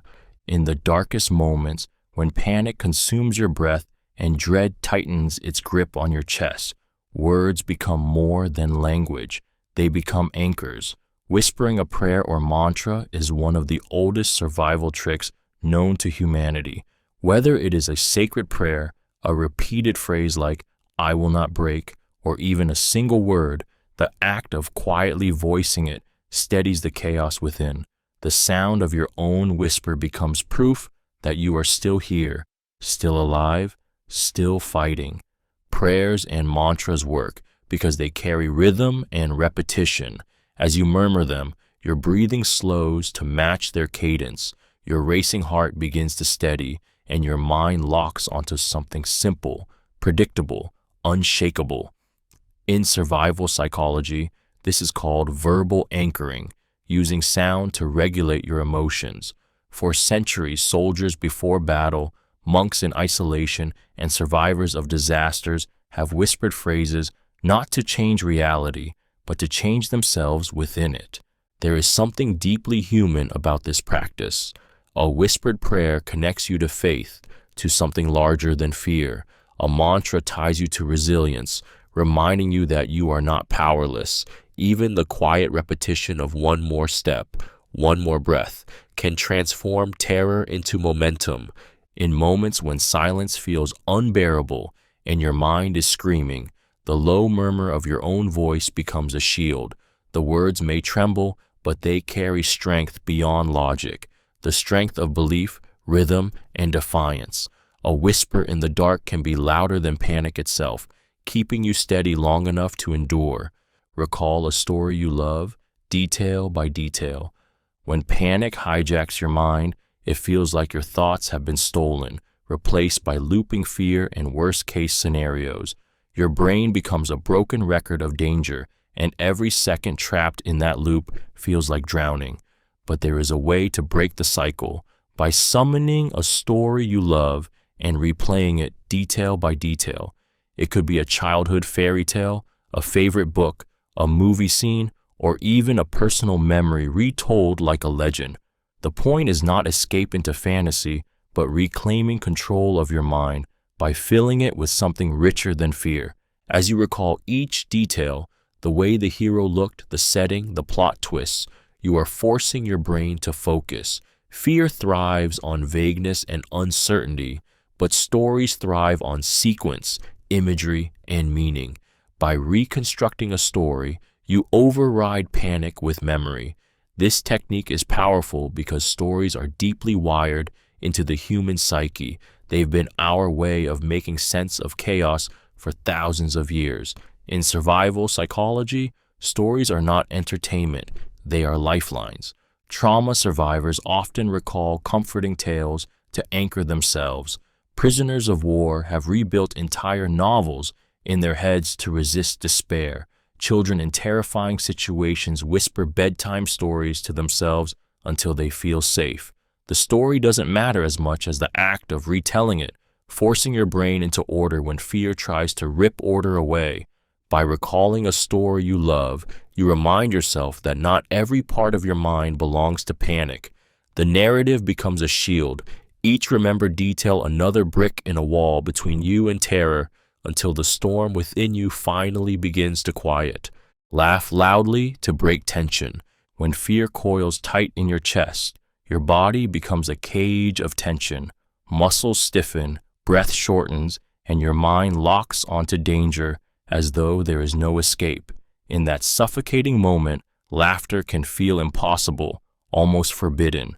Yet, if you force yourself to laugh loudly, even without humor, something extraordinary happens. Your body's grip on fear begins to break. Laughter, real or manufactured, floods your system with endorphins and oxygen, tricking your brain into believing that you are safe enough to release. The sound of your own laughter cuts through the silence of dread like a weapon. It interrupts the cycle of panic and replaces it with rhythm, vibration, and life.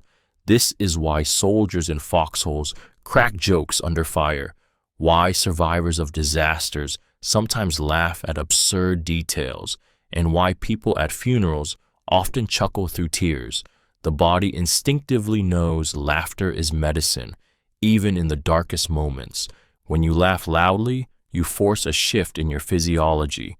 Your diaphragm expands, your breath deepens, and your nervous system softens its alarm. Panic cannot fully coexist with laughter. It falters, confused, as your body chooses joy over terror. That doesn't mean danger vanishes, but it means you reclaim space inside yourself to think, to act, to endure. In survival, laughter is not denial, it is rebellion. It is telling fear, you do not own me. Even when the world is collapsing, a loud laugh can shatter tension and remind you of something critical. You are still alive, still human, and still capable of more than your fear wants you to believe. Pretend you're giving instructions to others.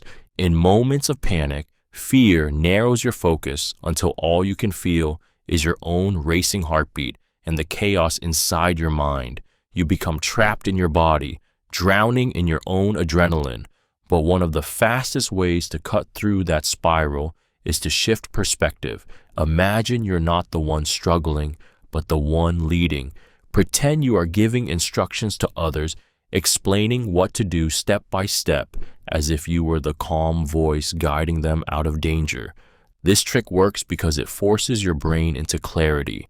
You can't explain chaos, you can only explain order. By framing your actions as directions, your mind automatically begins to organize the situation. First, take a breath. Next, move to the door. Then check the light. The act of pretending to teach or lead switches you from helplessness to authority, from victim to commander. Rescuers, soldiers, and survivors have often used this mental shift. Firefighters trapped in smoke imagine themselves instructing a rookie on how to escape. Hostages have mentally narrated their way through each step of survival. Even people enduring panic attacks whisper instructions aloud to themselves as though they are guiding someone else through the storm. It changes everything because your brain starts believing the role you are playing. Fear isolates you, but leadership, even imagined, connects you to purpose. Pretending to give instructions doesn't just create a plan, it creates confidence. The moment you hear your own voice explaining the way forward, you realize you are not just surviving, you are leading yourself through the fire, and you will not be silenced by fear. Talk to your body. In moments of fear, your body can feel like a traitor. Your hands shake, your knees weaken, your chest tightens, and it seems as though your own flesh is working against you.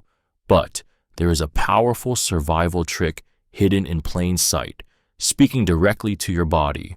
When you give your body commands in your own voice, stand up, take one more step, breathe slowly, you reclaim authority over what panic tries to steal. This works because your brain is hardwired to respond to verbal cues, even when they come from yourself. Athletes do it in competition, whispering push as they drive forward. Soldiers use it in battle, ordering their bodies to move when exhaustion and terror say otherwise. Trauma survivors have described talking themselves through unbearable moments with the smallest phrases: stay awake, keep walking, don't stop. Words create structure, and structure gives direction when everything else feels lost. The act of speaking aloud bypasses the chaos of thought and replaces it with clarity. Instead of drowning in "I can't," you are programming your body with "I must." Hearing your own voice echo commands creates the illusion of a guide leading you, even though the guide is yourself. That illusion is often enough to shift biology. Heart rate slows, muscles respond, breath steadies. Your body is not the enemy in survival. It is the vessel carrying you through.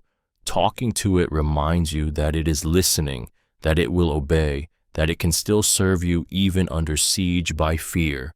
Each word is a rope pulling you forward, each command a step away from panic and closer to survival. Think of your favorite food taste vividly. Fear has a way of numbing everything except itself. In the grip of panic, even hunger disappears, and the world loses its flavor. But the mind holds a secret weapon against this takeover: your memory of taste. By vividly recalling the flavor of your favorite food, you can awaken a part of your brain untouched by fear and anchor yourself in a sensation so real it overrides the spiral. Close your eyes and imagine it: the first bite of warm bread, the sweetness of ripe fruit bursting on your tongue, the salt of a meal that once brought you comfort. Picture the texture, the smell, the way it made you feel when you ate it. Your brain begins to respond as if you are tasting it again. Saliva flows, your stomach stirs, and your senses shift away from panic towards something nourishing and safe. This is no trick of imagination, it is biology. Taste and smell are hardwired into the limbic system, the part of your brain that governs emotion and memory. When you recall taste, you recall safety, warmth, and life. Survivors of war, captivity, and famine often spoke of food memories as their tether to hope.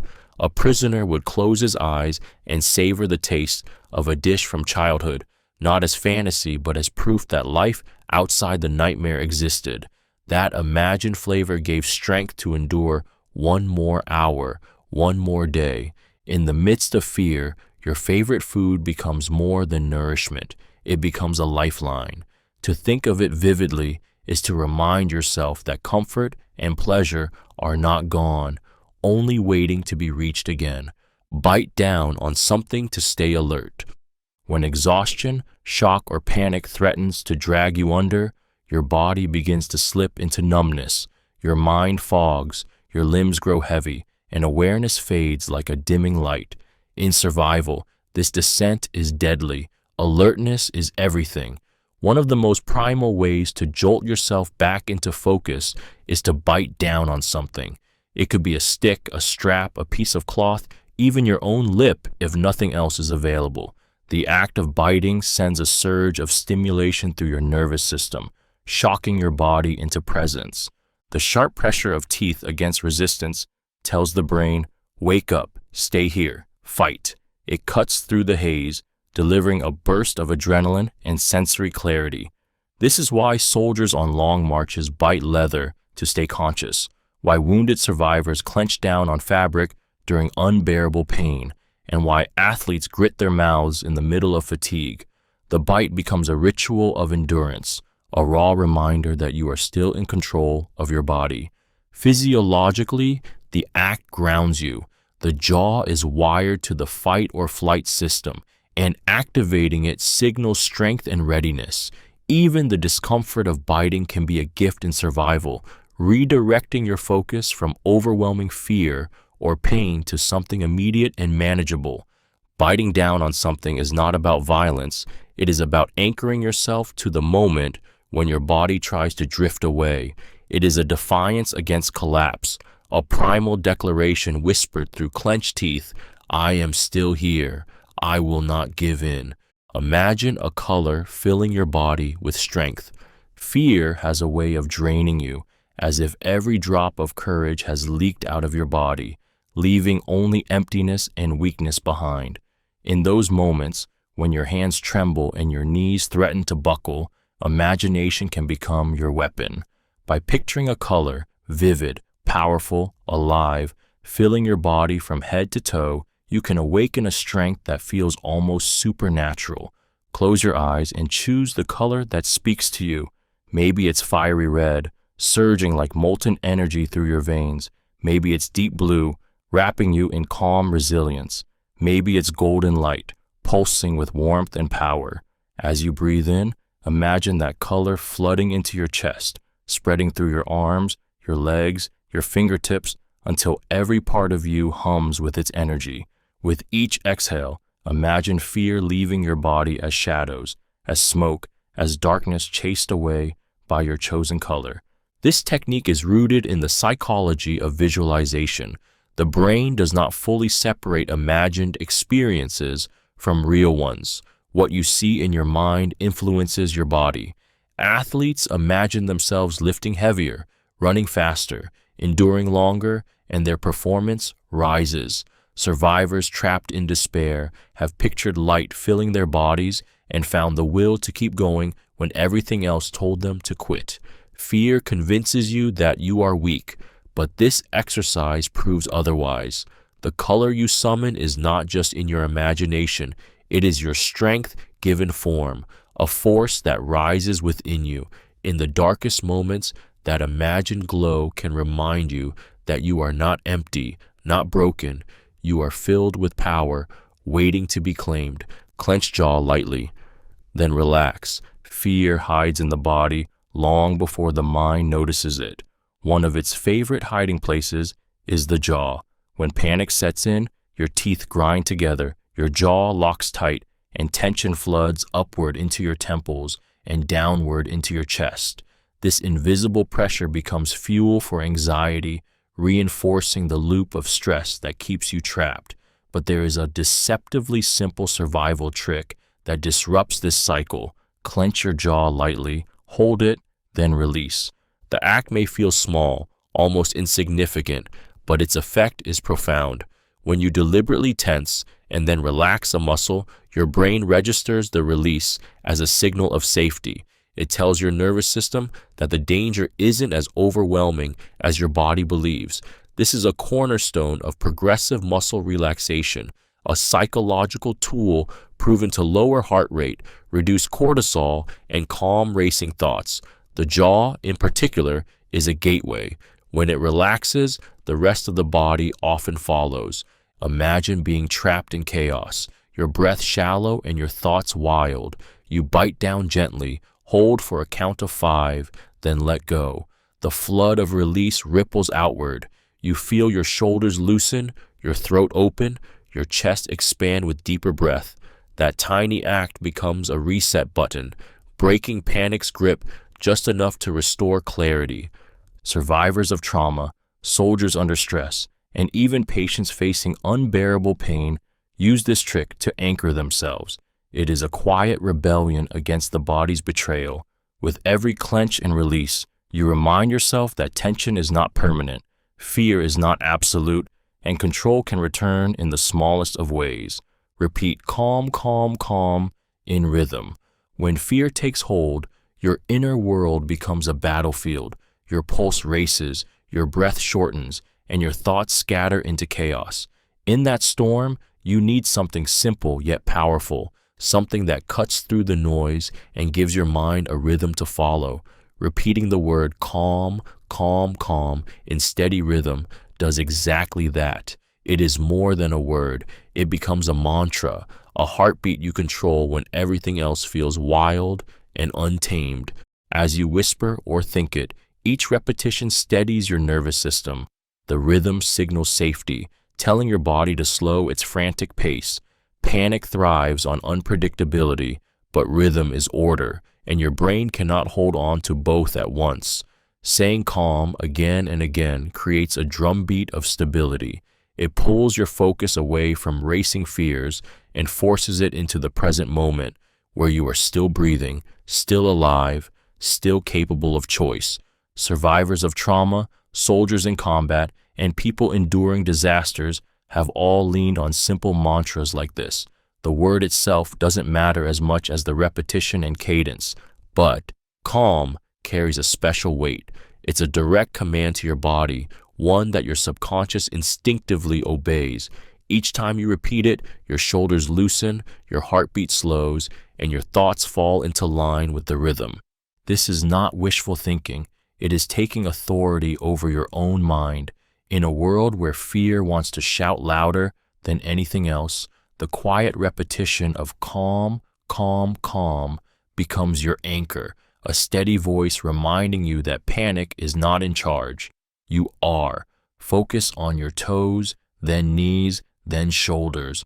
When panic takes hold, the body feels like it no longer belongs to you. Your chest tightens, your breath races, and your mind spins in frantic circles, disconnected from the ground beneath you. The way back into control is not through force, it is through attention.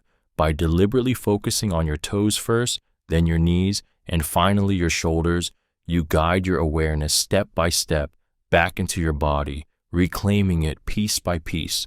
You begin at the bottom, feeling your toes inside your shoes or pressed against the floor. You wiggle them, noticing their presence. Then you move upward to your knees, feeling their bend, their weight, their strength holding you.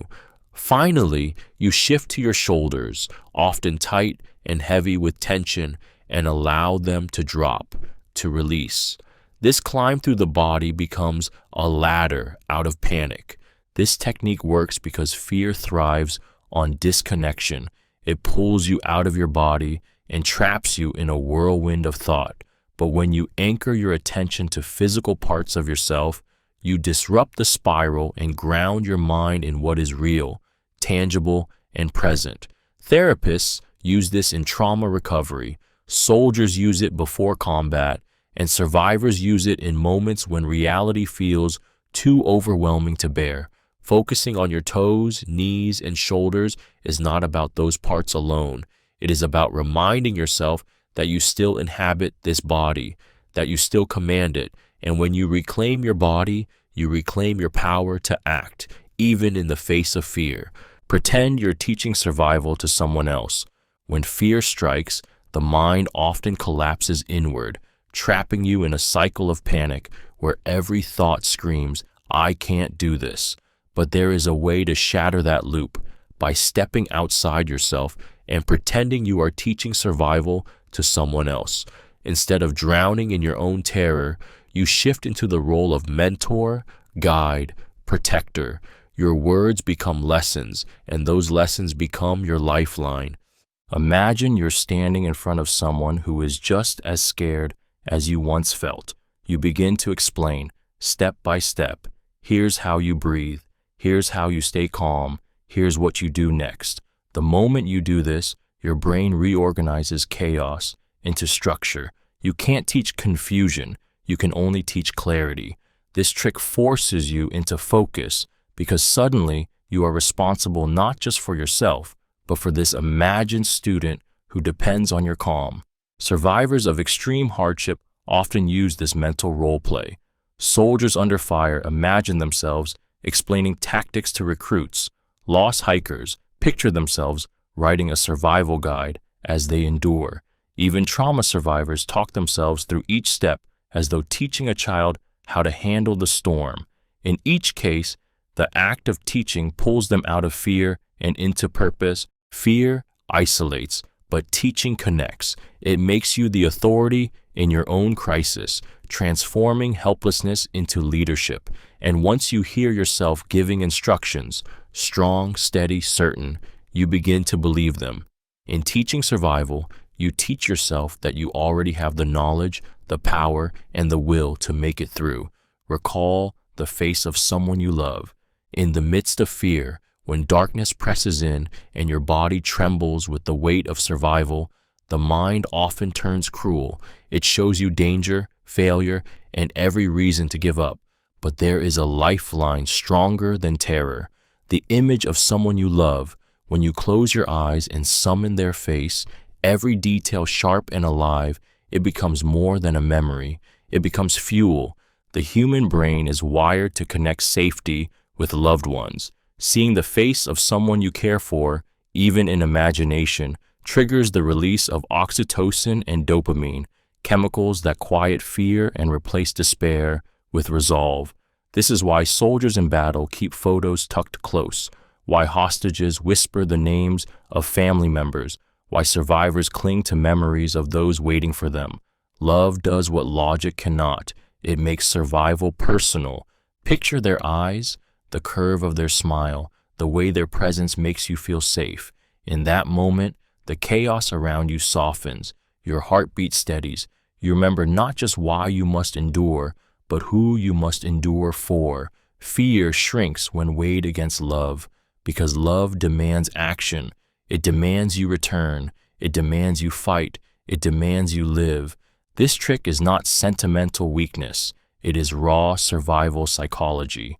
When all else fails, remembering the face of someone who matters gives your suffering meaning, and meaning is stronger than fear. In the darkest moments, love becomes the anchor that keeps you standing when everything else tries to pull you down. Picture yourself, after the danger, safe. When fear overwhelms you, it convinces you that the danger will never end, that you are trapped forever in this unbearable moment. Panic thrives on the illusion of permanence, whispering that there is no way out. But survival psychology teaches one of the most powerful antidotes: to picture yourself on the other side of the storm, alive, safe, and whole. This mental leap into the future doesn't erase the danger, but it changes your relationship with it. You stop seeing fear as endless and start seeing it as temporary. Close your eyes and imagine it with detail. See yourself stepping outside into fresh air after the chaos has passed. Picture your body resting in safety, your chest free of tightness, your face touched by calm. Hear the silence after the noise. Feel the relief flooding your limbs. The more vividly you imagine it, the more your nervous system begins to believe it. Instead of drowning in what's happening, your brain latches on to what will happen, and that vision becomes a rope pulling you through. Prisoners of war imagined homecomings. Disaster survivors pictured reunions with loved ones. Soldiers under fire saw themselves walking off the battlefield alive. These mental rehearsals weren't fantasies. They were survival fuel. By picturing safety, they gave their bodies a reason to endure, a destination worth suffering for. Fear shrinks when you prove to yourself that it isn't forever. By picturing life after the danger, you reclaim hope from the grip of panic. The image becomes a promise that no matter how violent the storm feels now, there is a version of you who makes it through, and they are waiting for you on the other side.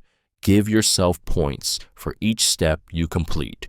In moments of overwhelming stress, The mountain in front of you can feel impossible to climb. The weight of the entire situation presses down until every step seems meaningless, every action too small to matter. That is when your mind begins to whisper the most dangerous lie of all. Why even try? To silence that voice, you must trick your brain into valuing progress, no matter how small. One of the most effective ways to do this is to give yourself points for each step you complete, turning survival into a game your mind is willing to play. Every time you move forward, whether it's standing up, tying a knot, drinking water, or taking 10 more steps, you award yourself a point. One step, 1 point. It sounds simple, but it transforms despair into momentum. Your brain is wired to chase rewards, and even imagined points light up the circuits of motivation, giving you the rush of progress. Suddenly, you're not just enduring, you're scoring, you're winning, you're proving to yourself that you can keep going. This technique has been used by survivors trapped in extreme conditions, by soldiers marching through exhaustion, and by patients enduring long recoveries. They transform each small action into a victory, reframing struggle into achievement. The power of this trick is not in the points themselves, but in what they represent. Proof that effort matters, proof that you are not standing still. By giving yourself points for each step, you turn survival into a series of small, winnable battles, and each point earned is more than just a number. It is evidence that you are still moving, still fighting, and still alive. Whisper numbers to keep rhythm. When fear takes over, your thoughts scatter like broken glass, sharp and chaotic, cutting into every ounce of focus you try to hold. Your breathing grows jagged, your heart pounds unevenly, and your body feels like it's racing faster than your mind can keep up. In this storm, rhythm becomes salvation. By whispering numbers softly, steady, deliberate, one after another, you create order inside the chaos. As you murmur, 1, 2, 3, 4, your breath begins to follow the cadence. The sound is quiet, intimate, almost secret, but it carries power. Whispering numbers forces you to slow down, to anchor yourself in the rhythm you are creating. Each number is like a metronome, resetting your nervous system, pulling your body back into balance, your mind back into control. Panic cannot maintain its grip when the brain is occupied with steady repetition. Survivors have used this technique in countless situations. Prisoners in solitary whispered numbers for hours to stay sane. Soldiers under fire counted softly to keep their breathing calm. Even people enduring panic attacks whispering 1 to 10 have felt their spiraling thoughts settle into something they could manage. The numbers don't matter. It's the rhythm that becomes your lifeline. Whispering numbers is more than counting. It's claiming control of your voice when fear wants to silence you. It's the steady beat of defiance against panic, a reminder that you are not at the mercy of chaos. In the quiet strength of those whispered numbers, you remind yourself that you still decide the rhythm, and you still hold the power to endure. Snap a rubber band on your wrist.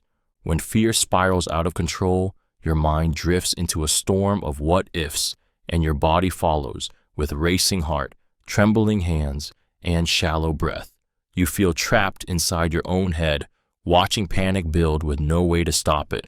But there is a brutal little trick that can drag you back into the present instantly. Snapping a rubber band on your wrist.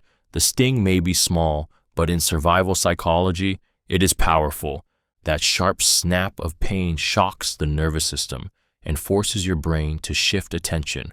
Instead of drowning in abstract terror, you are pulled into something immediate, physical, undeniable. The sting reminds you that you are here, in your body, not lost in the storm of fear.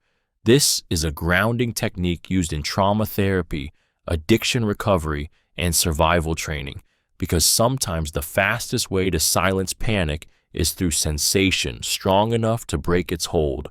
The pain is not enough to harm you, but it is enough to anchor you. Survivors of anxiety attacks describe the relief as almost electric. The moment the rubber band snaps, the mind freezes, on that single point of reality, interrupting the cycle of panic.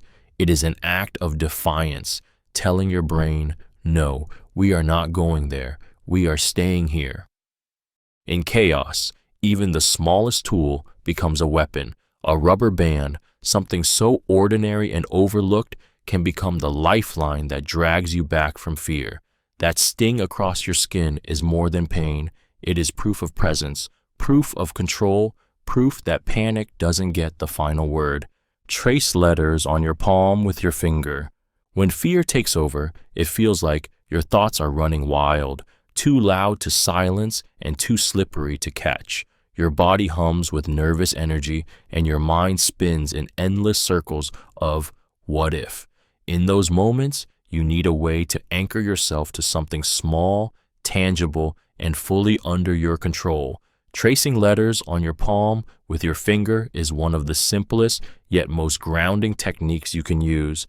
The act is subtle, almost invisible to others, but incredibly powerful. As you draw each letter slowly into your skin, your focus shifts away from the storm inside your head and onto the physical sensation, the gentle pressure of your fingertip, the texture of your palm, the deliberate shape forming under your control.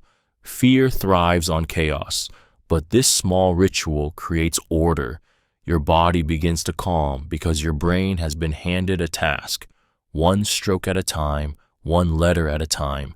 People in moments of extreme stress, children enduring trauma, soldiers waiting for combat, even survivors trapped in isolation, have instinctively used this kind of self-soothing action. Some spell out comforting words like safe or home. Others simply write the alphabet to keep their minds steady. It doesn't matter what the letters are. What matters is the rhythm of control they create.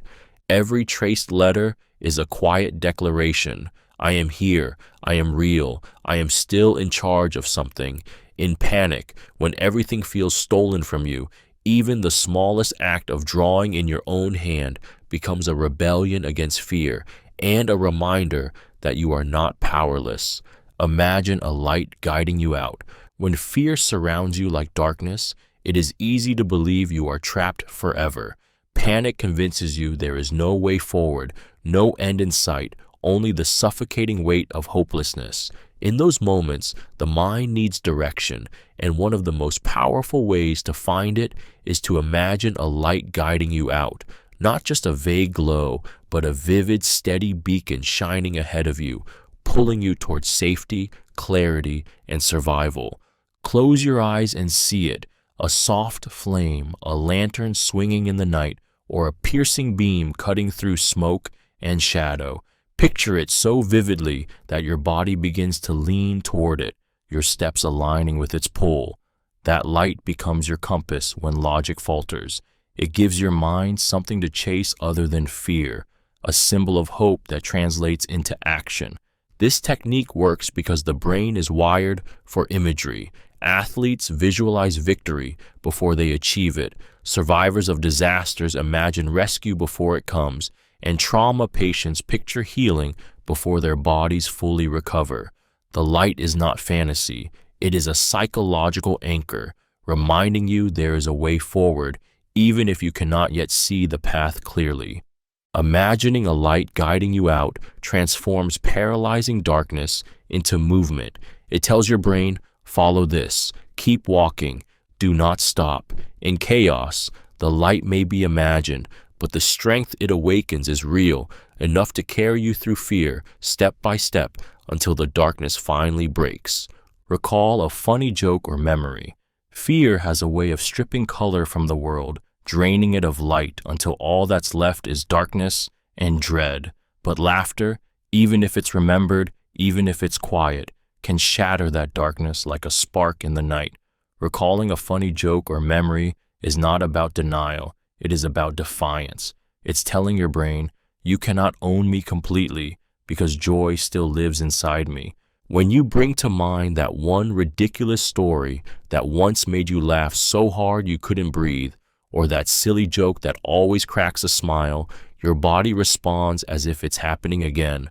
A grin creeps onto your face, your chest loosens, and the tension in your shoulders begins to fade. This isn't imagination, it's biology.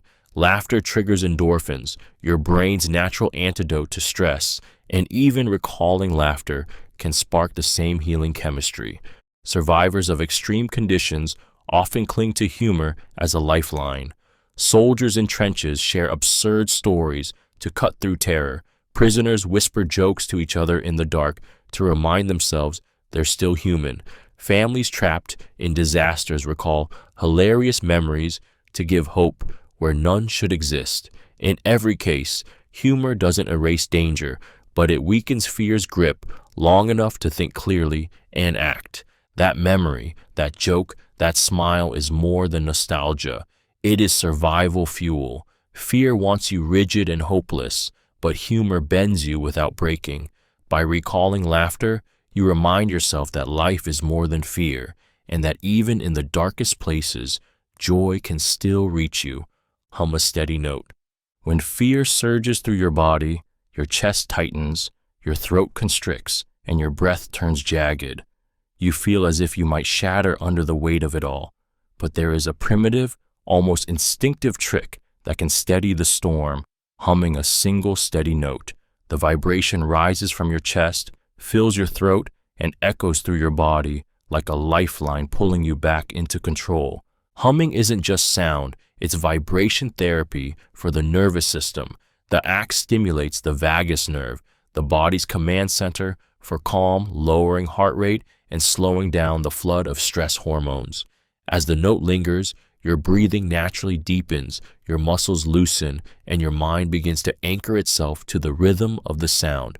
Fear cannot dominate while your body is resonating with calm. Survivors of disasters, monks in meditation, and even soldiers in combat have leaned on this ancient trick. Some hum softly to themselves in the dark to keep terror from swallowing them. Others hum to drown out intrusive thoughts, to fill silence that feels suffocating, or to remind themselves that they are still alive, still capable of creating sound in a world that feels like it's collapsing. It doesn't matter if the note wavers, if it is low or high, broken or strong. What matters is the steady vibration, proof that you still have control over your breath, your voice, your body. In chaos, a hum becomes more than a sound. It becomes a shield, a rhythm of life stronger than fear, and a reminder that as long as you can make your own voice heard, you are not powerless. Clap your hands softly in rhythm. Panic has a way of making you feel like you are dissolving, like your body and mind are no longer connected. Your heart pounds too fast, your breath stumbles, and your thoughts scatter in every direction. In moments like this, you need something to pull yourself back together, something steady, something you can control. Clapping your hands softly in rhythm is one of the simplest ways to reclaim that control. Each clap creates a sound you can own, a beat you command when everything else feels chaotic. The sharp contact of your palms meeting sends a physical jolt through your body, grounding you in the present moment. When you do it softly, rhythmically, the sound becomes less like noise and more like a heartbeat. Predictable, steady, calming. The brain is wired to respond to rhythm, and when you create it with your own hands, your body begins to fall into sync. Survivors in high-stress environments often turn to rhythm instinctively. Soldiers march to cadence to still their nerves. Children in crisis rock and clap softly to keep themselves from breaking. Even in isolation, people trapped in fear will make rhythm against walls, tables, or their own bodies just to remember they are still here, still alive. Clapping softly in rhythm is not about drawing attention. It's about reminding yourself of your own presence. Every gentle beat tells your body, I am here, I am steady, I am in control. In a storm of fear, those small sounds become proof that you still exist beyond the panic, and with each clap, you tether yourself more firmly to reality. Pretend you're being filmed. When panic takes over, the body wants to collapse into its fear, shaking hands, shallow breaths, darting eyes. The more you give in, the deeper the spiral pulls you. But there is a powerful psychological trick that flips this dynamic. Pretend you're being filmed. Imagine a camera watching your every move, recording how you stand, breathe, and act. Suddenly, you are no longer just drowning in fear. You are performing strength, and in that performance, your body begins to believe it. As you straighten your spine, steady your hands, and slow your breath for the audience, your nervous system starts to mirror the role you are playing. This is the essence of acting as if, when you act composed, the body produces the calm you are pretending to have. Fear hates structure, but performance gives it one. You are no longer reacting. You are directing, shaping your presence as though you were the hero of the scene. This technique has been used by soldiers in combat, leaders in crisis, and even hostages facing life or death situations. Pretending to be filmed shifts focus outward, away from your spiraling thoughts, and forces you into deliberate control of your movements. The illusion becomes reality as your brain adapts to match the role.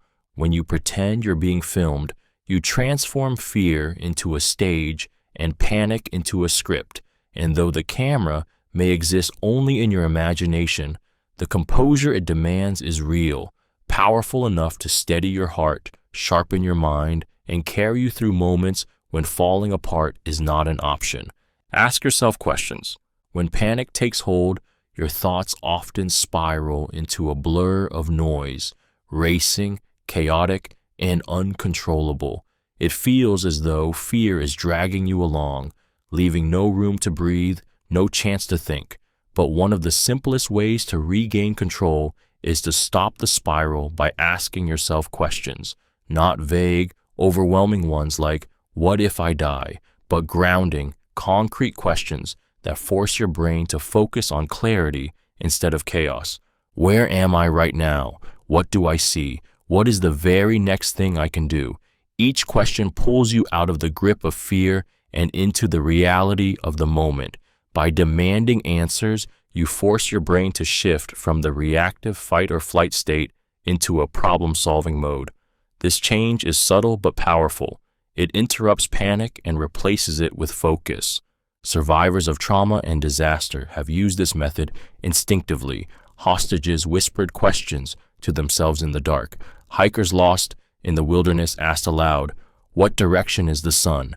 People in panic attacks ask, "What's the color of the floor? How many windows are in this room?" These questions don't erase the danger, but they stop the mind from unraveling and anchor it to action. Fear thrives on silence, on letting your thoughts run wild. But when you start asking yourself questions, you are steering the conversation inside your head. You are no longer a prisoner of panic. You are an investigator, a guide, a survivor, reclaiming control through words. Each question you ask is proof that you still have power over your own mind. Rub your neck muscles slowly. Panic has a way of curling itself into the body, and one of its first hiding places is the neck. Fear stiffens those muscles until they feel like stone, pulling your shoulders tight and sending waves of tension into your head and chest. This tightness is not harmless. It signals to your brain that danger is close, fueling even more anxiety. But there is a simple primal way to break this cycle.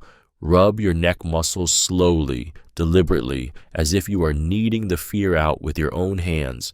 When your fingers press into the knots at the sides of your neck, you are doing more than easing sore muscles. You are calming the nervous system.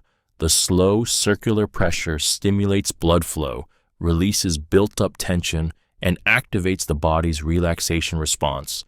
Survivors of high-stress environments often describe this as their reset button.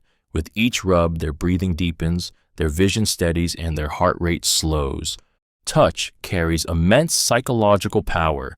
The neck is close to major arteries and nerve clusters, which means rubbing it doesn't just feel soothing, it tells the body it is safe.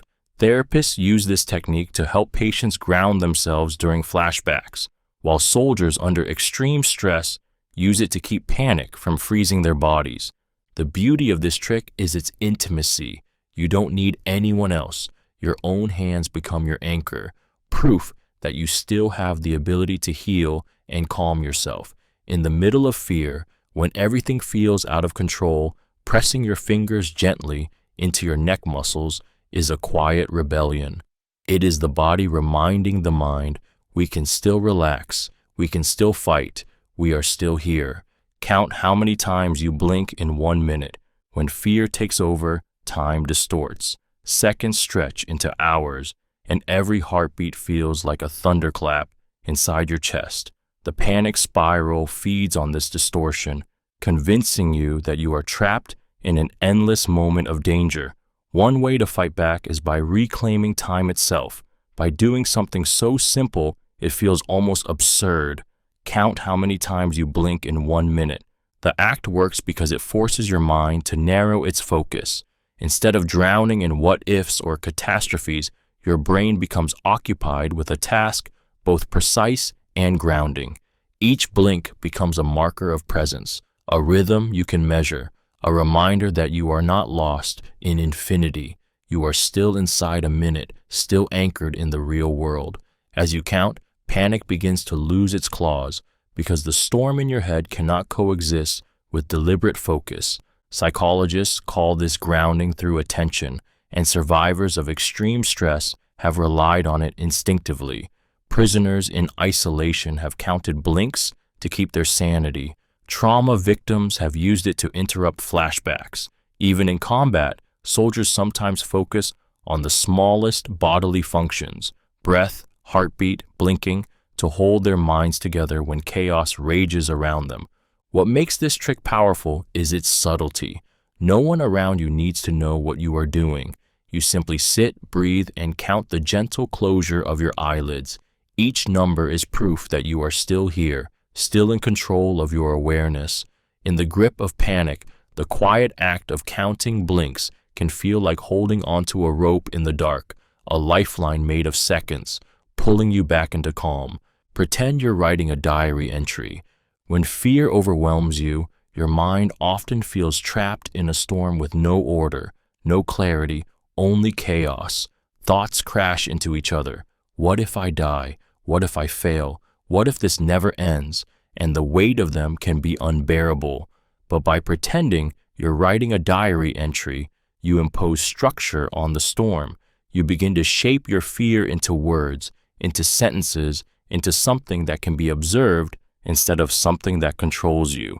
In your mind, imagine opening a notebook and starting with, "Today I am here, and this is what's happening." As you describe the scene, your emotions and your sensations, you shift from being swallowed by fear to becoming the observer of your own experience. This shift is powerful. It places a barrier between you and the panic, giving you enough distance to breathe. You are no longer just in it, you are also recording it, which gives you perspective and control. This trick works because storytelling is woven into human survival. Prisoners of war, trauma survivors, and explorers stranded in isolation have all turned to journaling, real or imagined, to keep their minds from breaking. The act of writing reframes chaos into narrative, and the mind clings to that order like a rope in the dark. Pretending you're writing a diary entry is not about keeping notes. It is about survival through perspective. By narrating your fear, you shrink it. By shaping your struggle into words, you remind yourself that you are still the author of your story, even in your darkest hour.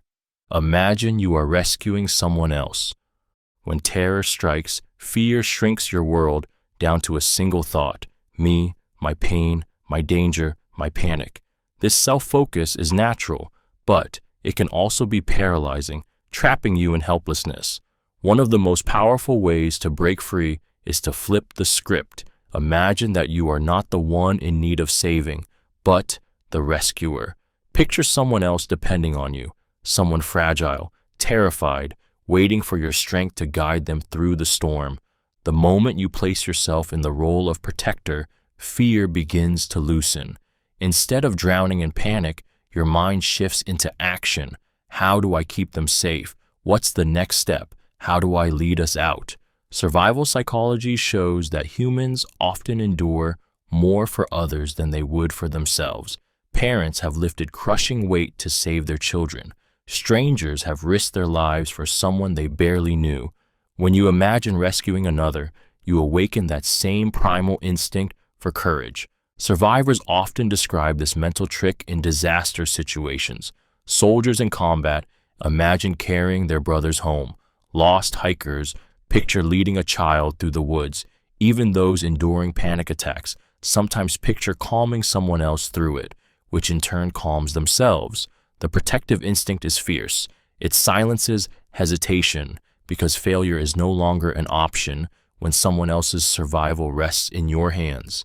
Imagining you are rescuing someone else transforms fear into purpose. It is no longer about if you can endure, it is about how you will because someone is counting on you.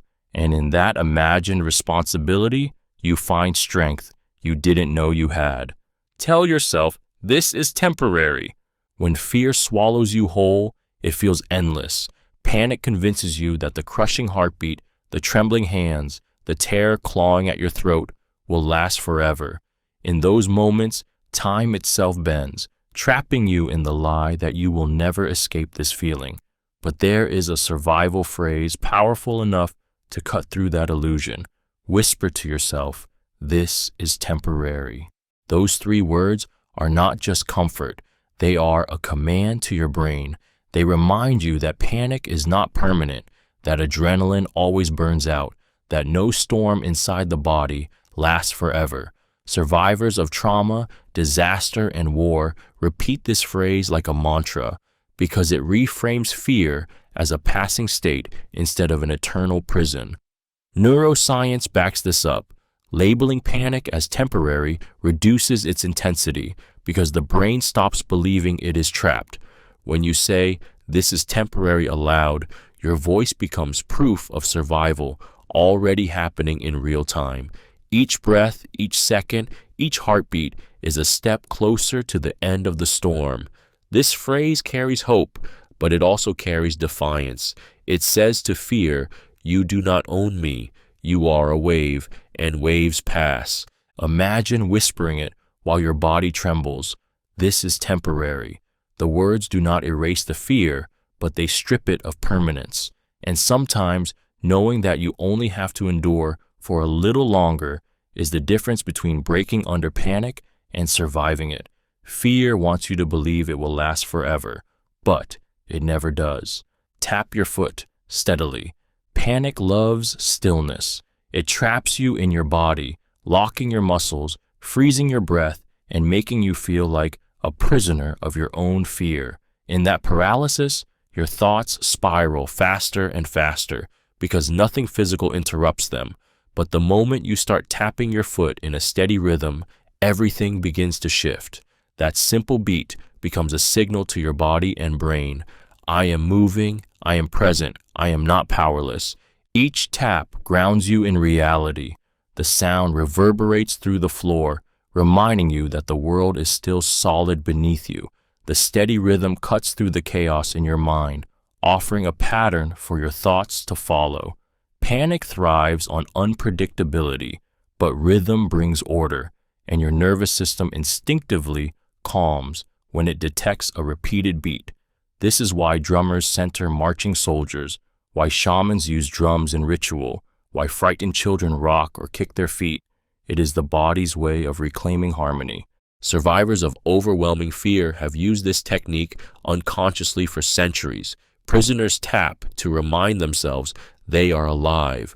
Trauma victims discover that a steady foot rhythm anchors them during flashbacks. Even athletes before competitions calm their nerves with repetitive movements of their legs or feet. It is not about distraction. It is about control. Every tap is proof you are still here, still capable of commanding your body when your mind feels unsteady. It is a physical declaration that you refuse to be swallowed by fear. In the storm of panic, the steady beat of your foot becomes your drum of survival. Soft, simple, but powerful enough to bring you back. Recall every detail of your morning. When panic tightens its grip, the present moment feels unbearable, and the future seems terrifying. Your mind spins faster, chasing shadows of danger until it feels impossible to breathe. In those moments, one of the most powerful tricks to reclaim control is to recall every detail of your morning. Not just a vague memory, but step by step. What time you woke up, the feel of your sheets, the taste of breakfast, the sound of your footsteps, even the smell of the air when you first stepped outside. This works because fear thrives on abstraction. It feeds on the unknown. But memory is concrete. By reconstructing your morning with precision, you force your brain to focus on facts instead of terror. Each remembered detail pulls you away from the spiral and into something solid, something real. The mind cannot drown in panic while it is busy piecing together the exact color of the mug you drank from or the words of the first text you read. Survivors in extreme conditions often use memory as a shield. Prisoners recall past routines to endure isolation. Soldiers under fire remind themselves of the simplest moments at home to keep panic from overwhelming them. Even trauma patients use guided memory exercises to ground themselves when fear threatens to consume everything. Recalling every detail of your morning is not about nostalgia, it is about survival through focus. By giving your mind a map of where you've been, you quiet the noise of where you fear you are going. Each remembered moment becomes proof. You have lived, you are living, and you can keep moving forward. Give names to objects around you. When fear swallows your thoughts, the world begins to blur into a threatening haze. The shadows seem alive, the silence suffocates, and your mind races into places darker than reality. But naming the objects around you out loud, clearly, deliberately, cuts through that fog. By giving names to what you see, you strip the unknown of its power and replace it with certainty. You look around and say, that is a chair, that is a window, that is a door, that is a table. Each name is like a rope, tying you back to reality, pulling you out of the spiral of fear. The brain cannot cling to panic and precision at the same time. Naming forces you to observe, to engage with the present moment, to create order where fear whispers only chaos.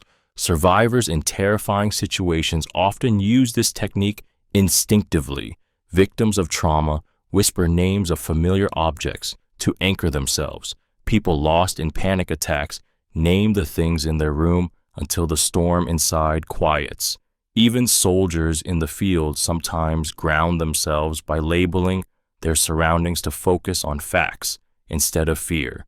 This method works because language is powerful. It organizes thought, it builds structure, it creates clarity.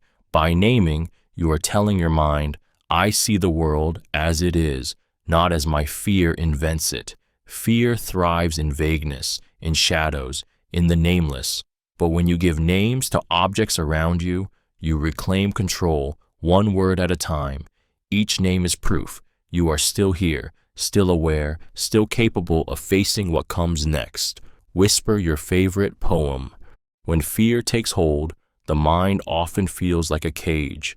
Its bars forge from racing thoughts, dread, and the suffocating belief that you've lost control. But poetry, the rhythm of words you love, can become the key that unlocks the cage. Whispering your favorite poem in the grip of panic is more than distraction. It is medicine for the soul. The familiar cadence slows your breathing, steadies your voice, and pulls your mind out of the spiral of chaos. Poetry has always been linked to survival. Ancient warriors recited verses before battle. Prisoners carved stanzas into walls to hold on to sanity. And trauma survivors cling to remembered lines as lifelines. When you whisper a poem you know by heart, the rhythm guides your nervous system into calm. Each line is a step away from fear, each stanza a reminder that beauty and meaning still exist, even when everything feels broken. The act of whispering matters. Hearing your own voice recite words that once gave you joy or strength becomes grounding. It reconnects you to a self beyond panic, the version of you who once laughed, once dreamed, once found comfort in those very words. The poem becomes a thread tying the terrified present to the stronger, calmer you of the past. It doesn't matter whether the poem is profound, playful, or even nonsense. What matters is the familiarity, the rhythm, the comfort it brings. In survival, whispering your favorite poem is an act of defiance against fear, a declaration that even in darkness, your voice can still carry beauty, order, and hope. Pretend you're a soldier in training. When fear swallows you, it whispers that you are weak, fragile, and doomed to collapse under pressure. But the mind is more flexible than panic wants you to believe, and one of the most powerful survival tricks is stepping into an identity stronger than the one fear has assigned you. Pretending you are a soldier in training transforms terror into discipline.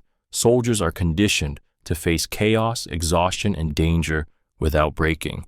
And when you imagine yourself as one, your brain begins to borrow their resilience. In that moment, the way you stand shifts, your breathing steadies, your focus sharpens, and instead of drowning in "why me," your mind snaps to "what's next?" This happens because the brain responds to role play as if it were real.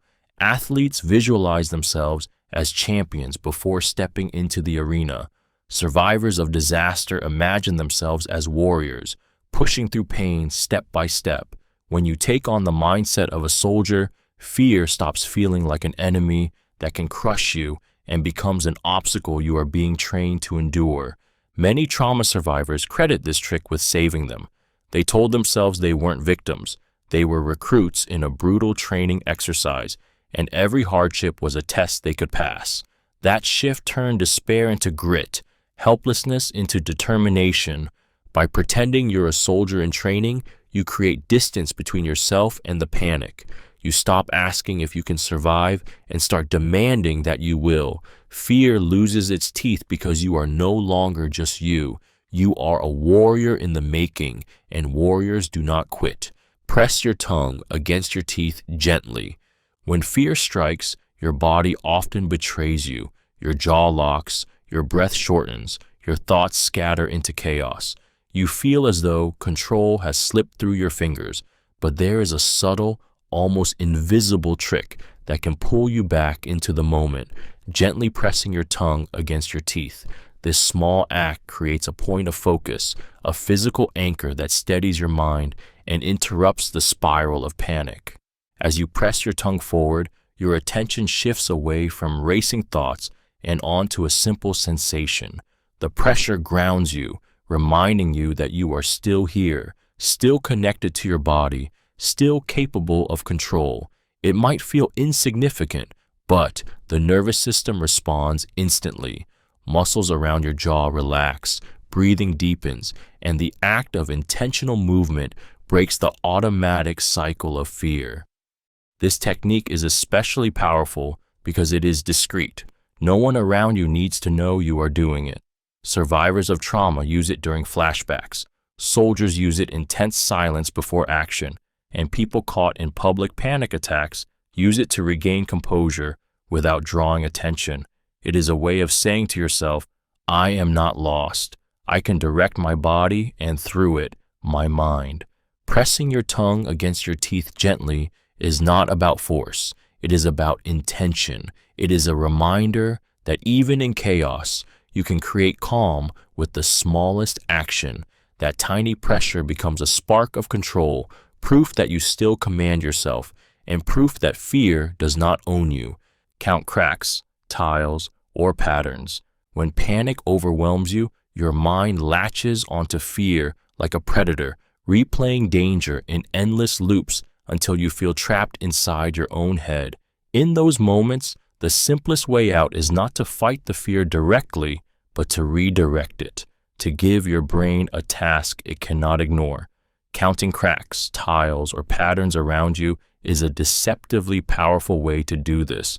As your eyes scan the floor, the wall, the ceiling, you begin to notice details, a line splitting across the concrete, a row of tiles stretching endlessly, a repeating design on the wallpaper. You start to count them slowly. 1, 2, 3, 4. The act seems almost meaningless, but it isn't. Counting engages a different part of the brain, forcing you into focus and pulling you out of the spiral of panic.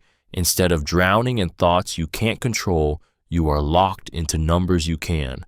Survivors in extreme situations have described how focusing on patterns saved them. Prisoners counted cracks in their cells to hold on to sanity. Soldiers stared at the lines in their boots or the marks on walls to anchor themselves. Even people in severe panic attacks count ceiling tiles or floor patterns until their breathing steadies. It is rhythm, order, and structure in a moment where everything else feels like chaos. Counting cracks, tiles, or patterns is not about distraction. It is about grounding.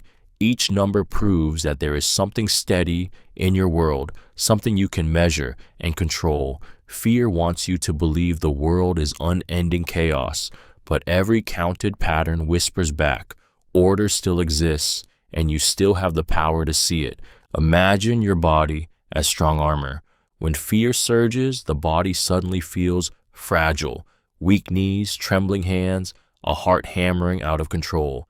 Panic convinces you that you are breakable, that one wrong move will shatter you completely. But there is a survival trick that flips this weakness into strength. Imagine your body as strong armor. See your skin as steel, your bones as unyielding iron, your chest as a shield no fear can pierce. This shift in perception can transform terror into resilience. The human brain responds powerfully to visualization. When you imagine yourself encased in armor, your posture changes, your back straightens, your breathing deepens, your movements grow deliberate. The body follows the image the mind creates.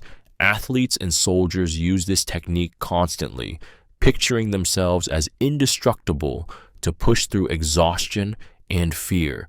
Survivors of trauma have described imagining armor to protect themselves from overwhelming emotions, a shield against the chaos they could not control. In moments of crisis, when everything feels too much, this imagery creates distance between you and the fear.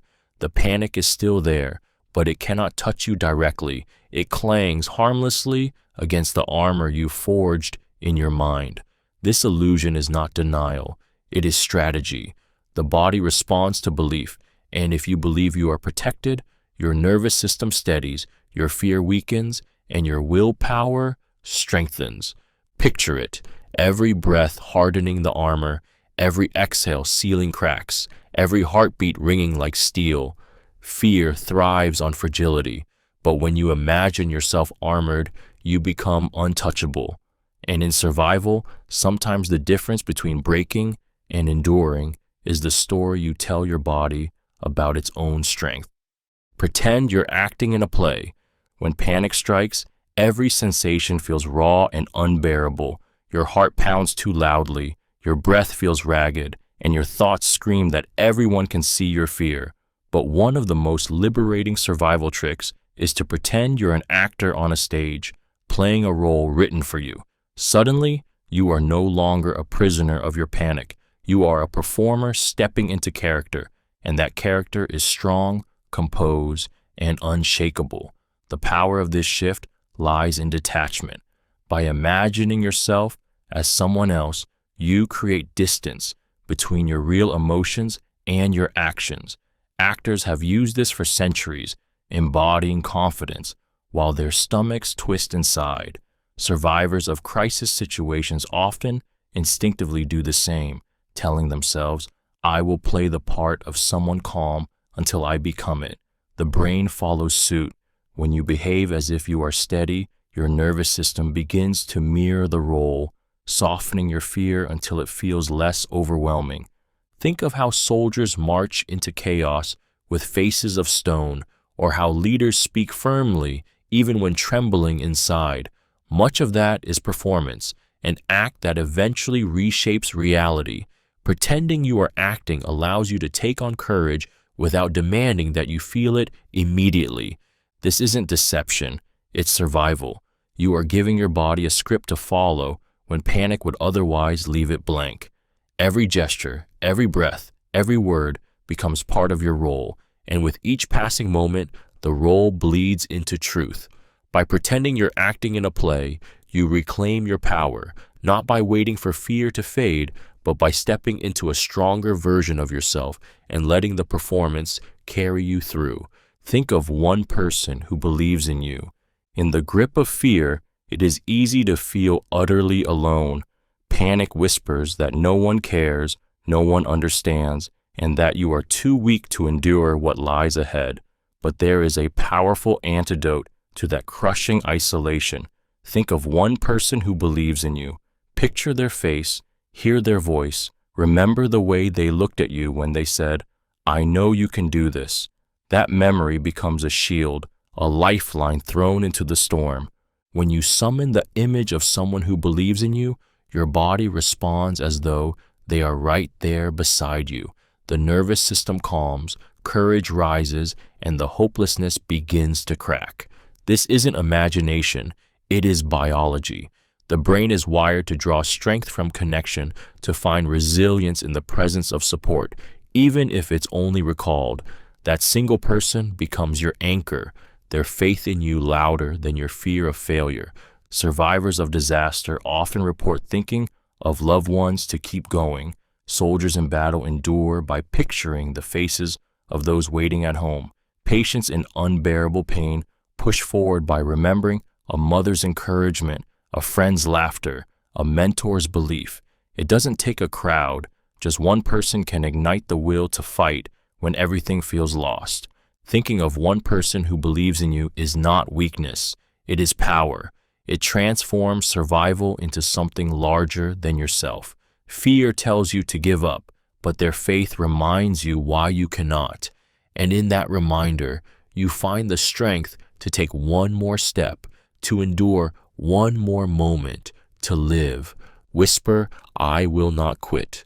When terror closes in, the loudest voice you hear is often the one inside your own head, the voice that tells you to give up, that you are too weak, that survival is impossible. But you are not powerless against that voice. By whispering the words, "I will not quit," softly, steadily, again and again, you create a counterspell against despair. It may seem fragile at first, just a whisper in the dark, but those words carry more power than fear wants you to believe. Every repetition digs deeper into your nervous system, rewiring panic into determination. Whispering slows your breath, steadies your rhythm, and anchors you to resolve. The brain believes what it hears repeatedly, and with each quiet declaration, you are programming yourself to resist collapse. This isn't empty self-talk, it's survival conditioning. Soldiers in combat whisper mantras under their breath. Marathon runners on the edge of collapse murmur their way through the pain. Survivors trapped in disasters cling to phrases like this as if they were lifelines, because they are.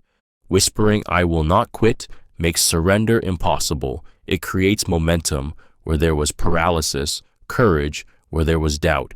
Even when your body is trembling, even when the situation feels unbearable, that phrase becomes the thread that pulls you forward. You don't have to scream it to make it real. Sometimes the most powerful vow is spoken so softly it feels like a secret between you and your will to live. Fear tells you to break, to stop, to surrender.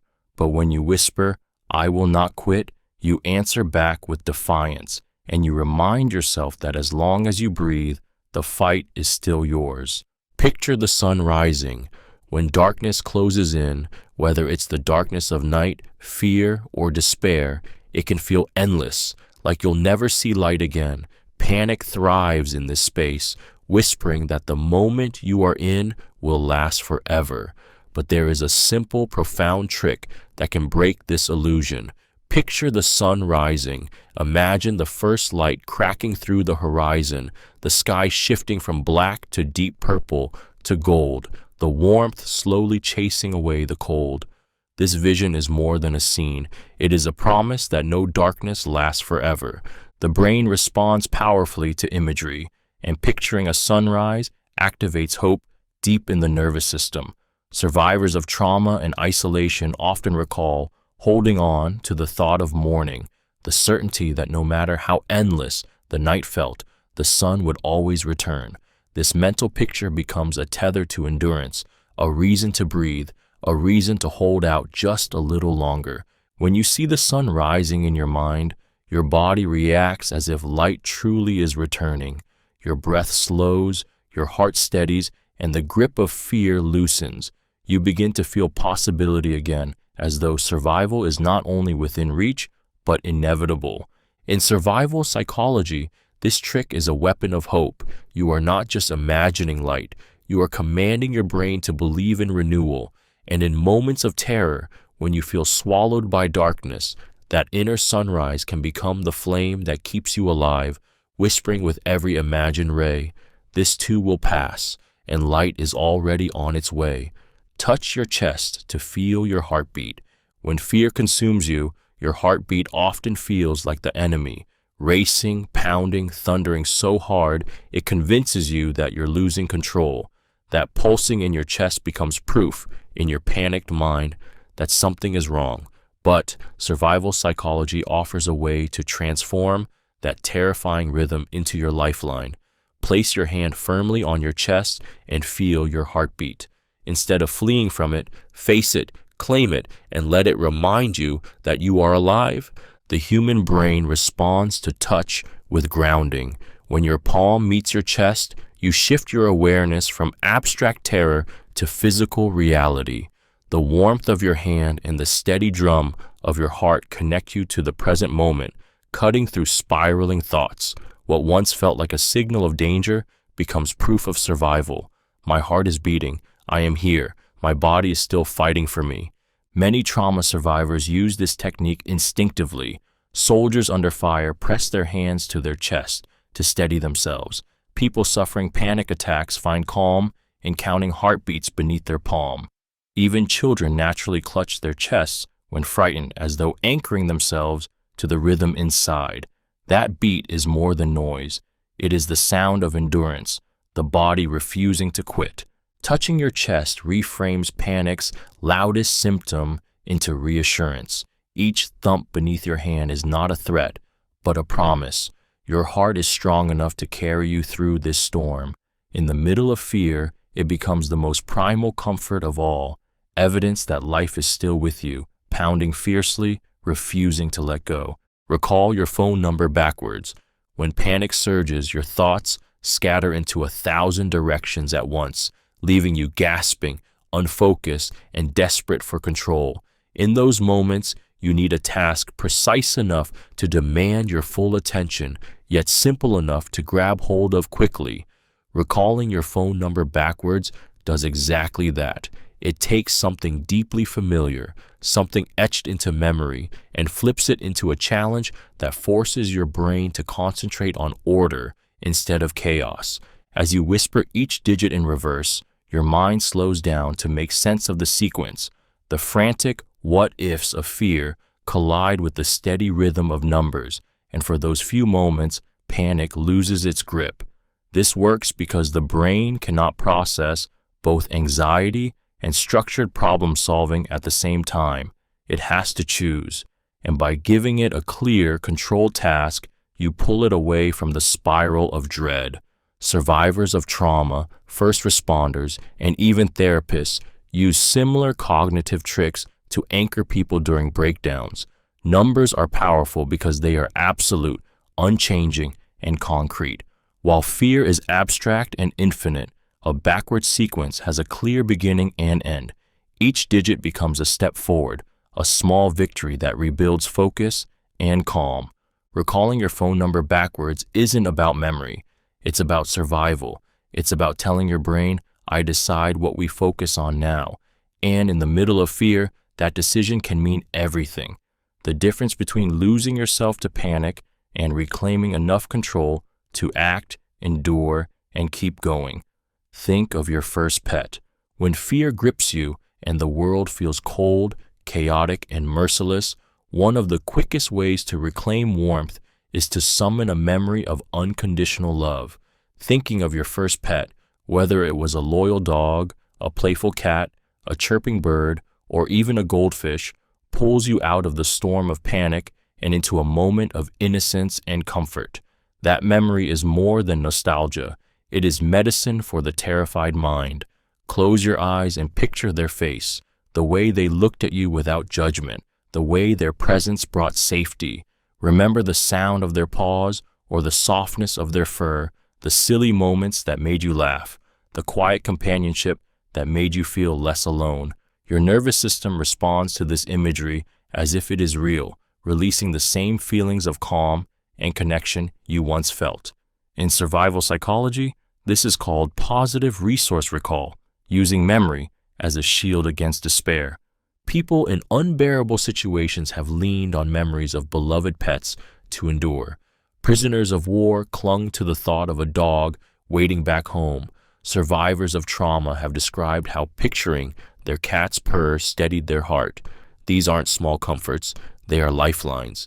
Fear tells you the world is hostile, but your first pet reminds you it isn't always so. That memory carries purity, love, and loyalty, untouched by fear. In the darkest moments, recalling your first pet is like feeling a small, warm body pressed against your soul, whispering without words, "You are not alone, and you are still worth saving." Say, colors you see, not objects. When fear hijacks your mind, the world can blur into a haze of threat and confusion. Panic thrives on detail, on the stories you attach to what you see, the broken door, the shadow in the corner, the unfamiliar space. But there is a grounding trick that cuts through this storm. Focus only on colors, not objects. Instead of naming chair, table, window, you say red, blue, gray, black. By stripping away meaning and speaking only of colors, you free your mind from fear's narrative and anchor it to the present moment. Colors are pure sensation. They carry no immediate danger, no emotional weight, just raw perception. Saying them aloud forces your brain to slow down and process reality without judgment. This reduces activity in the amygdala, the fear center of the brain, while activating areas linked to logic and calm. In survival psychology, this is known as sensory grounding, redirecting focus from panic to something neutral, stable, and undeniable. Survivors of anxiety attacks and trauma flashbacks use this method to stop themselves from spiraling into terror. A soldier under fire might whisper, green, tan, gray, describing the environment around them. A disaster victim in shock may murmur, white, silver, black, as they cling to the present. The brain cannot obsess over catastrophe and focus on color at the same time. The simple act of naming shades pulls attention away from fear. In crisis, this trick becomes more than a distraction. It is proof that you still control your focus, proof that fear hasn't stolen everything. By saying colors instead of objects, you reclaim the power to see the world as it is, not as panic paints it. Count down from 10, breathing each step. When panic takes hold, it hijacks both body and mind. Your thoughts race too fast, your breathing becomes shallow, and every second feels like slipping further into chaos. In that moment, you need a reset, something simple enough to remember, yet powerful enough to break fear's grip. Counting down slowly from 10 while tying each number to a deliberate breath is one of the most effective resets you can give yourself. Start at 10, inhale deeply through your nose, then exhale with control as you whisper the number. Move to 9, again tying breath and voice together. With every step, the numbers shrink, and so does your panic. The countdown gives your brain structure, while the breathing tells your body to calm. This dual focus leaves no room for fear's spiral. You are too busy inhaling, exhaling, counting, and grounding yourself in rhythm. This method works because both breath and numbers are anchors. Breath slows the nervous system, while counting organizes the mind. Together, they create a ritual that transforms overwhelming chaos into small, manageable steps. Even trauma survivors and combat veterans use countdown breathing to keep themselves steady when adrenaline threatens to overwhelm. By the time you reach 1, your heartbeat has slowed, your chest feels lighter, and your thoughts are no longer scattered. You are not cured of fear, but you are no longer its hostage. Each breath, each number is a declaration. I am reclaiming control, one step at a time. In the storm of panic, the countdown becomes your rope back to clarity. Tell yourself, I've survived worse. When fear rises like a tide, it convinces you that this moment is the breaking point, that you cannot endure, that this is too much, that you will not make it through. But fear is a liar, and the proof is in your own history. By telling yourself, I've survived worse, you awaken the truth your panic wants you to forget. You have already carried pain, hardship, and terror before, and you are still here. That reminder is not just comforting, it is defiance. As you repeat the words, memories stir. The heartbreak that felt unbearable, the night you thought you'd never see morning, the battles you swore would finish you, all of them left scars, but none of them ended you. Fear wants you to believe this is different, that this time you are too weak, but survival is a skill you've already proven. Your own past becomes your evidence, your armor, your fire. Psychologists call this resilience priming, using memory of past endurance to fuel present strength. Survivors of disasters often credit this mindset with keeping them alive, remembering childbirth pain during injury, recalling grueling training during combat, reliving past losses to remind themselves that they had once walked through fire and still stood. By telling yourself, I've survived worse, you pull power from your own story. You are no longer a victim swallowed by fear. You are a survivor standing on the proof of everything you've endured, and in that moment, fear begins to shrink because it cannot erase the truth. You have been tested before, and you are still unbroken. Pretend you're explaining this to your future self. When panic seizes you, it feels eternal, as if the fear will never end and you will never escape its grip. But one of the most powerful tricks to break this illusion is to step outside the moment and imagine you are explaining what's happening to your future self. Picture yourself months or years from now, safe, calm, looking back on this very storm. Then begin to narrate. Here's what happened. Here's what I felt. Here's how I got through it. This mental shift does two remarkable things. First, it creates distance from the chaos. You stop drowning in panic and instead become the storyteller, organizing events into something understandable. Second, it reminds you, without doubt, that there is a future self to tell the story to. It plants hope in the very place fear tries to steal it. Survivors of disasters, trauma, and even war often use this technique instinctively. Soldiers in trenches imagine writing letters to their older selves. People trapped in accidents describe how they began to narrate their own survival in their head. Victims of panic attacks whisper explanations as if recording a message for the person they will become once it passes. These imagined conversations are not fantasies. They are psychological bridges carrying you over the flood of fear. Fear screams that the moment will last forever, but by pretending you are explaining it to your future self, you prove fear wrong. You acknowledge that there is life beyond this second and that you are already surviving it well enough to turn it into a story. That narration becomes more than comfort. It becomes proof that you will make it through. Remember the lyrics of a childhood song. When panic seizes you, your mind races into the future with all its imagined disasters or drags you backward into the weight of past pain. Fear thrives on this time travel, tearing you away from the safety of the present. But there is a survival trick that can pull you back instantly. Remembering the lyrics of a childhood song, singing it in your head or whispering it under your breath summons a piece of innocence untouched by fear and floods your brain with comfort that is deeper than logic. Childhood songs are stitched into memory in a way nothing else is. The melody is simple, the words familiar, and recalling them activates parts of the brain tied to rhythm, memory, and emotional safety. When you recite those lyrics, whether it's a lullaby your mother sang, a silly rhyme from the playground, or the first song you ever learned, You are reaching back to a time when the world felt safe and pulling that safety into the moment of crisis. Survivors of trauma often describe the eerie calm that comes when they begin humming or whispering songs from their childhood. Prisoners have sung them in the dark to keep despair away. Soldiers have quietly recited them in the noise of battle. Disaster victims have clung to them when silence felt unbearable. The song becomes a rope to your younger self, a reminder that you have survived before and you can survive again.